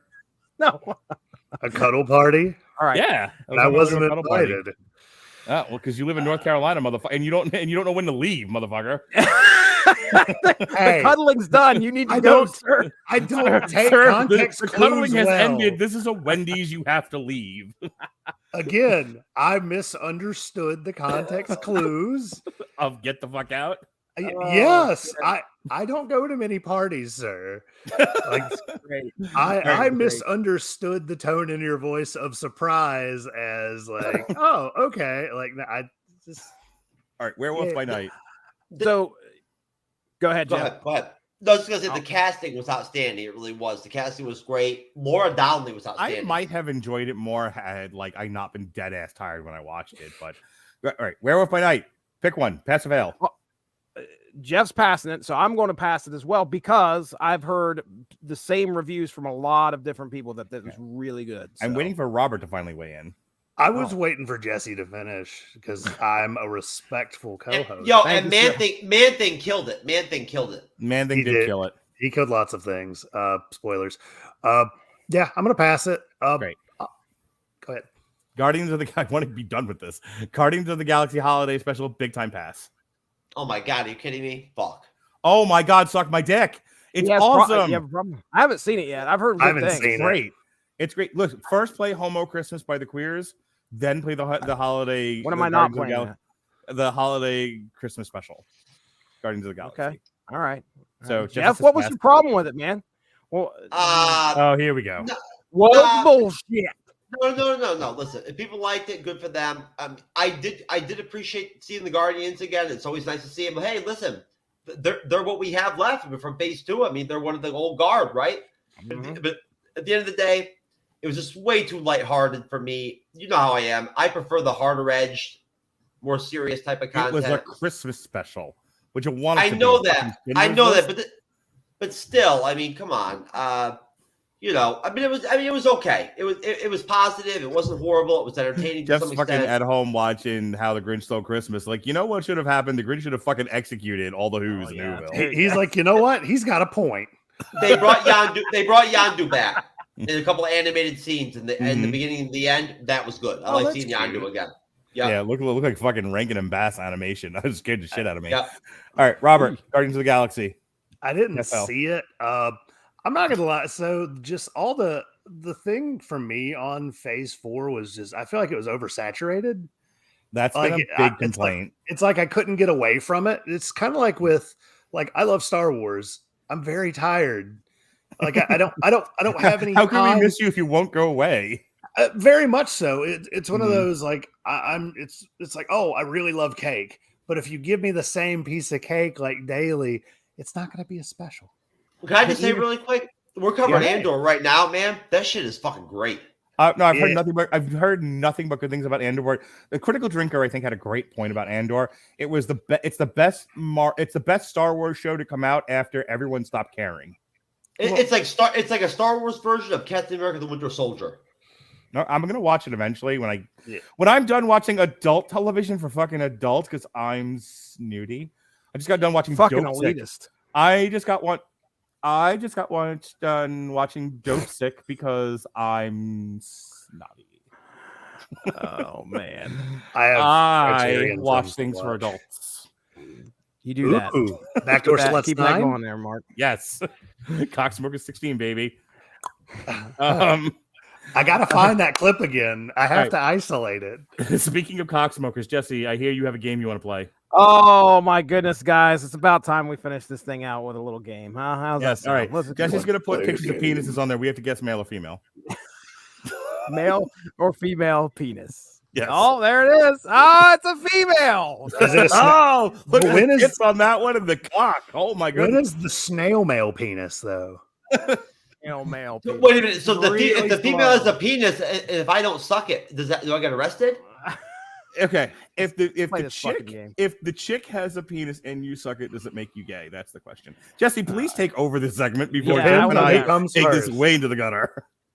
It is time. Yeah, let's take ourselves out of the gutter. We're going to celebrate Christmas Yes. by checking out Christ, some Lord. of the weird Christmas traditions around the world. Ooh, All right, now okay, here's the here we thing. go. Here's the game. KFC chicken. That was number one. It's not on this list, but that was number one of these lists. So what I'm going to do is I'm going to give you the tradition, and what I want you to do is tell me if it's true, if it's an actual thing, or if it's fake. If I'm making it up. All So right. it's either real or fake. Got it. Pass it's fail. real or fake. Here we go. Pass All right. Pass fail. No, real or fake? Norway, hide your broom. In order to confuse witches that arrive on Christmas Eve, Norwegians hide their broom. Is this a true tradition or a fake tradition? It's totally real. tradition? That's Totally real. real.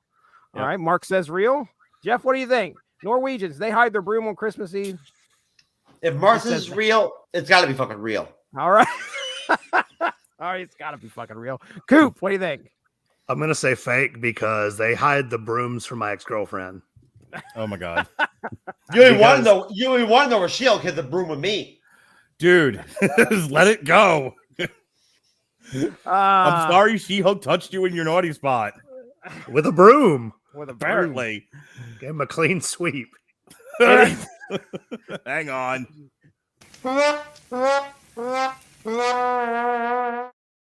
Beautiful. Fucking That- furries. True tradition. That is an actual thing that Norwegians do. Norwegians believe that Christmas Eve coincides with the arrival of evil spirits and witches. It is only logical then that Norwegian householders hide all their brooms before they go to sleep. Nice. That's fair. Germany. In Germany, they dig the Christmas trench. All right. Fearing goblins would steal their presents before they have the chance to open them Christmas morning, children dig a small 1-inch trench around their home, filling it with salt to keep the baddies away. That That's feels fucking like something stupid. Germans That's would fucking do. stupid. That totally feels like something. Go outside and dig the trench. And that is Yo. what started the Great War. I'm Is there not something- entirely sure why Germans sound French to me, but that's what they do. All right, so Go Mark outside and says dig the trench. My Dig the German trench. family. Das When, Boot, when, Das listen, Boot. when the human race ends, it's gonna end up because of that shit and She-Hulk. So you're All right, telling Jeff says me fake. She-Hulk is using her gigantic clit dick to dig the trench? I Oh. never hear the fucking phrase She-Hulk. That's a great image, Coop. Thank you. Very Well, yeah, much. because That- remember, can't wait to go to China sleep played thinking of that. She-Hulk in the Avengers porno with her She-Hulk- giant clit dick. I once saw She-Hulk's giant clit open up for anal cunt at the Ritz in Ybor. She-Hulk's- And did they all headline with John Cougar concentration camp? They did. Oh gosh. And Can you- goat penis. Can you sue Disney if green was the favorite color, and then you get down by She-Hulk? Please continue, Jesse. Coop, I'm what do you not- think? Is that real or is that fake? I'm calling fake again because we all know the Germans wouldn't dig any more trenches after World War One. Oh my god, I was gonna say something about that myself, Robert. I made this one up. It is fake. Oh, fuck you. Uh, they thank they you. do, however, leave out boots or a shoe outside their bedroom door. Yes, Das Boot is Uh, made for drinking. There you go. Guatemala. Tradition. What How about it? dirty are your socks? What? Locals drape worn stockings on their doors for inspection by neighbors in the village. The worst looking socks of the bunch are crowned winners and given a gift. Mark Radulich, is this real or fake? I feel like Guatemalans would have a dirty sock tradition. I'm gonna go with real. He's going with real. Jeff, Damn Guatemalans and their dirty socks. what do you think? here, Do Jeff? You think do they exercise this shit in between eating dogs and cats and shit, or what? That's Koreans, you asshole. That's the Asians, buddy. I don't. Wrong brown people. And that's why we have a disclaimer now. Yeah, thank goodness you put that at the beginning. Wow. How dirty are your socks? I'm not asking you a question. You think it's real or fake, Jeff? I'm gonna go real. He's going with real. All right. And Coop, what are you thinking? So the reason I think this is real is that this was probably started in the 1970s by the CIA, so that they could be so that they can get Guatemalan DNA and clone them in case they needed to eliminate all the communists that were being stationed there. I don't know if that's the wildest thing we've heard tonight. It's close, but that was similar to what I thought was happening in Wakanda Forever. Except it was all She-Hulk, damn it. Oh my God. She-Hulk. So that's fake. I made that one up as well. No but they do have something in Guatemala that's called How Clean Is Your House? Where at the end of the year, or maybe it's around Christmas time, after a course of a year, you clean your house out and you pile it all up, and then you burn it all in a celebration. So there you go. That's why Marie Kondo comes from there, right? Sure. Catalonia. I didn't even know this existed. I'm the geography expert here. Catalonia. Spending days leading up to Christmas, they feed a piñata and then beat it until it craps the treats for kids to eat. I love beating it for. Mark Radulich, is this true? Is this real, or is this fake in Catalonia? Where's Catalonia? You fucking asked me that question. Yeah, it's right next to Wakanda. You're next to Wakanda, you fucking idiot. I want to know where Catalonia is. I'm not answering this until you. All right, no, okay. Let's take a look. Catalonia. I almost didn't think it existed. Hold on. It does exist. I think it sounds European. It's where they keep the unobtainium. I think it's in Eastern Europe. Spain, it says. Yeah, northeast Spain. All right. Spain is Spanish. Mexicans are Spanish. Mexicans do piñatas. It's real. Oh, he's going with real. All right. What do you think there, Jeff? You think that they create a piñata over there in Catalonia and beat it till it craps out treats? You know what? It sounds logical. I'll go with it. I love it. Cooper, what are you thinking, man? I think it's fake because obviously they beat their local government representatives with a bat. I want to read this directly from the website here. This is real. Yeah. Welcome to the bizarre Catalan tradition of defecating log. Locals in Catalonia create a character out of a log for the show tonight. Draw a face on it. Hello, Natalia. I feel fucking 10 pounds. I feel 10 pounds lighter. That's gonna be the title for my next podcast. Defecating log. I'm going to start a grind band with that name. Well, listen to this stuff. All right, so they get this log, they draw a face on it, and they give it a hat, and then they keep feeding it treats, and then when Christmas Eve hits, they grab this thing and they start beating it. And here's the song that Wait a minute, Jesse. Is the log a log or is the log a piece of shit? No, it is an actual log. And I don't know how they feed this thing treats. I assume they hollow it out or do something, and then you beat on it until it starts leaking the treats. You beat on a brat with a baseball bat? Here's the song. The song translates to, "If you don't crap well, I'll beat you with a stick." That is exactly what is written here. If you don't crap well, I'll beat you with a stick until it craps its treats out. And apparently, like, there's little dolls, not dolls, but figurines of people crapping. How many more of these do you have left? One more. I didn't keep it that long. Here it comes. If those people watched the episode of The Bleeding Edge and be moderating, they'd end up fucking like in traumatic. They'd have been trauma. Oh no, it's over an hour. All right, listen, we got one more. Okay. Iceland. Yes. All right. Iceland kids. Sounds positive. Iceland kids Iceland kids don't just get one. Lots of polygamy going on there. Lots of it. Oh, okay. They get 13 mischievous trolls, these kids do, instead of one Santa Claus. Roaming the country before Christmas. There are names for these.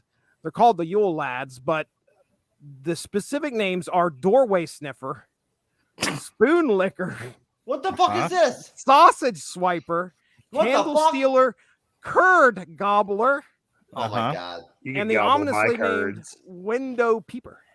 I believe these were the original names of the 7 dwarves before Disney changed them. And which one? Where's Poontanger? Each takes turns visiting the children who leave their shoes in the bedroom And then, window, dropping he off. says each takes turns. And he says each takes turns. Come on, Jesse. Come on, bro. What do you think? Real or fake, Mark? I'm gonna go with real. He's going with real. Jeff? I feel like trolls in Iceland. That's the real thing. If it was Bird Gobbler? if it was titles on Skin and Max, it's real. All right. All right. So you're going with real, Jeff? Are you going with real? No, I'm going with fake. He's going with fake. Yeah. All right, Coop. Real or fake? I'm going with Candle fake stealer. because there's 13 dwarves and you only named 7. Where's Poontanger, damn it? Poontanger. That is a real tradition. I'm so smart. I'm so He's so smart. cold. He's so well Chloe cultured. Zhao. That's what that mask. Chloe Zhao. Yes. She-Hulk. She-Hulk. Oh man. So it looks like Jeff wins this one. What do you think of that, Fuck, Mark? how do you come up with Jeff wins this one? Since when do I ever win anything? Are you fucking kidding me? Is this the Metal Hammer of Doom, Jesse? You motherfucker. I'm gonna give it to Jeff. I'm looking at the score right here. No need to know. I'm about to give something to you. Ooh. Wait a minute. I'm Hold gonna on. use that dick cock Listen. soap. I'm gonna say one embarrassing thing about my wife. Recently, my wife and her other partner decided that her ass is a vibranium mind, and we like to dig for vibranium. I'm gonna decide that your ass is a vibranium mind, Jesse. We're gonna keep the unobtainium. Well, hey, I need saw to The Rock. I saw The Rock on TikTok give away some award or whatever to some like disabled person or some shit. So I'm gonna give my win away right now. Okay, I'm gonna give my win away. All right, right now. Okay, to the Tuscans. Okay, all right. On Tatooine. All right, you know what I'm saying? Because hey, you know those are my people over there. You know what I'm saying? It's rough over there, the desert and shit. And living in 3 huts when you got 700 fucking people in your village is rough, man. Do you think they celebrate Christmas over? Didn't they make a song about that? Did they celebrate Christmas? How is that? I mean, who the fuck? Who would even fucking know it? Who can understand Tuscan? And canonically, they're one of the few races that can't be Jedi because they're not intelligent enough. I believe the That's Sand canon. People Christmas song is Homo Yes. Christmas by the Queers. Okay, thanks, Mark. And That's right. Nuclear Santa Claus. That's right. The Tuscans are so pathetic. Even the left won't fucking try to use them as scapegoat and like as victims. Oh, the left use Sand People as scapegoats all the time, not just those Sand People. Anywho, And they're coming for Bird Gobbler. Jesse's Mountains.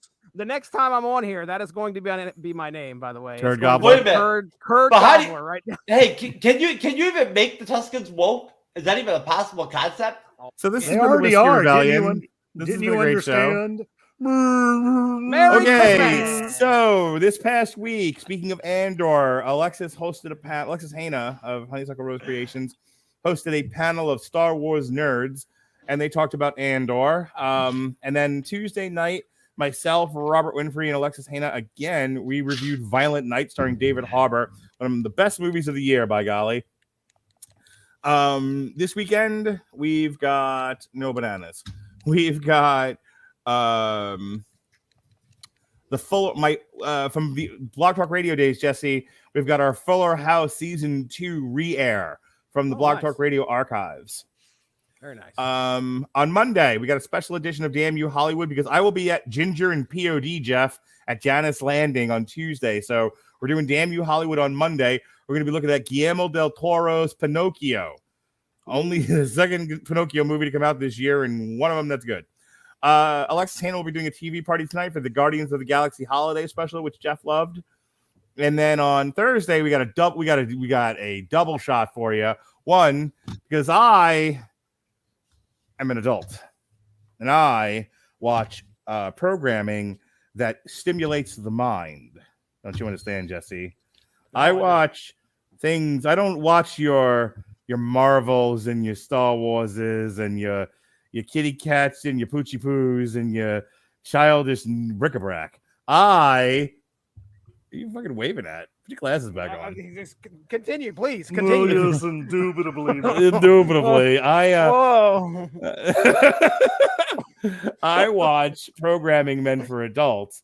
So myself and Adrian Wagner, she's back on again. We're going to review Dope Sick. which is about the Oxycontin epidemic. Jesse, what do you think about that? Huh? A little something for your documentary? mind. No, it's a drama about the actual Oxycontin epidemic. Starring Michael Keaton. You may have known Michael Keaton from one of your childish movies, The Batman from 1989, and the upcoming Flash movie. But I can't seem to I find a date. remember him from the all-tool classic Birdman. Yes, he was also in the addiction classic Clean and Sober. I thought you were going to say the addiction classic The Founder. That too. All right. Multiplicity, my favorite Michael Keaton movie. And also keeping up with culture, myself and Jason Teasley are going to be reviewing the Anaconda series. Oh, the Protocol Son. The Protocol Son. Yes, Long Road to Ruin, Anaconda. I watched half of the first one today. Boy, has Jennifer Lawrence was a shitty actress once upon a time. You talking about Jennifer Lawrence or Jennifer Lopez? Jennifer Both. Lopez. Jennifer Lopez, that was the one I actually meant. Boy, I can't decide in Anaconda who acts worse, Jennifer Lopez or fucking Ice Cube. Ice Cube. Ice Cube. Oh man, It's all about this Blackfish, Jesse. Tell him about it. that's just. I'm sure you're wanting me to quote a song lyric I can't even remember right now. So I want you to do your plugs, you fucking asshole. Oh, okay, all right.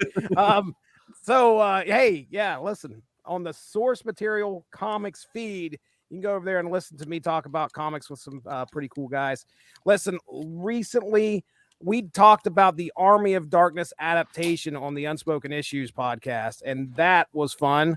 Not a really big difference between the comic book and the movie until the very end, because it's based on the screenplay, which was actually, hey, it's a great ending.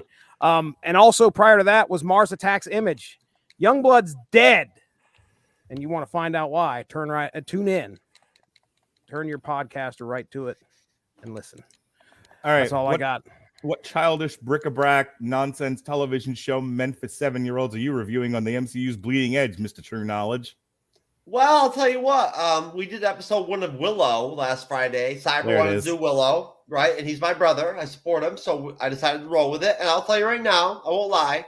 It's heading straight into the shit show direction. It is. Oh, but no. You know what?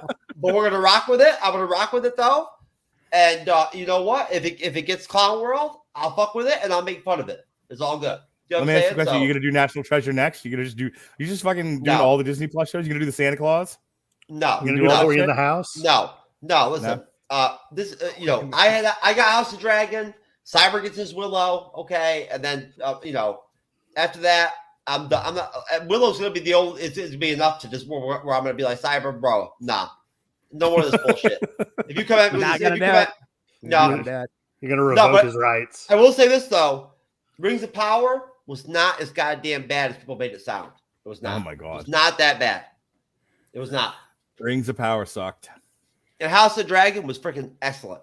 I've heard that. Excellent. It's on my list. I'm gonna watch that and Andor when I'm not watching superior adult television shows. Like Dope Sick. Yes, and we're doing Andor right now on Wednesday evenings. We're episode 7 coming up this Wednesday. We're loving it. Episode 6 was the heist episode. It was great. The cast is great. Stellan Skarsgård is excellent, and bringing Stellan Skarsgård into it really was a game changer. But it just has this really interesting dynamic where, for the first time, they really humanize the Empire, right? Like they really do. They almost give you a dichotomy where they sort of almost mirror the rebels in a way and the good forces, instead of just making them base evil, all of them monolithic. It's different. So hey, instead of watching your fucking childish shows meant for children, you know what you should watch? Triangle of Sadness. It won the Palme d'Or. It's a meditation on excess wealth and the super rich and classism. And it's there's an entire scene where a boat's rocking too hard that all the rich people vomit all over the place, and it's fucking great. I'll tell you what, Cyber. I'll tell you what. Fuck Cyber. I'm sorry, guys. Listen, Cyber. Mark. You sound like Cyber. Mark, I'll tell you what, brother. You go and look at all the other platforms out there and whatnot, and you hashtag the conservative voice or capital TCB, and you look at the numbers I used to put up when I did politics and economics and all that shit and whatnot. And I'll tell you this, brother. After 3 years plus of straight fucking shouting and yelling and fucking arguing with liberals and leftists every fucking day of my life, and being attacked and fucking deplatformed every day and everywhere I went. Listen, man, I'm fine with Willow. and shit like that and whatnot, bro. You know what I'm saying? Like, I'm fucking with you, but I hear you, man. All right, Robert, you don't have anything to plug. I went to a Name on a Mars show, the same So one did that Mark I. went to. Ooh, So nice. That was fucking lit. Did you get any t-shirts, Mark? I got an obituary T-shirt. Oh, okay. See, I got that yellow carcass one. Okay, Because it fucking rocked. And I got my Name on a girlfriend a Mars. carcass T-shirt. How about that? I got my wait a girlfriend. minute. What are we rocking t-shirt wise, everybody? Jesse, what do you got?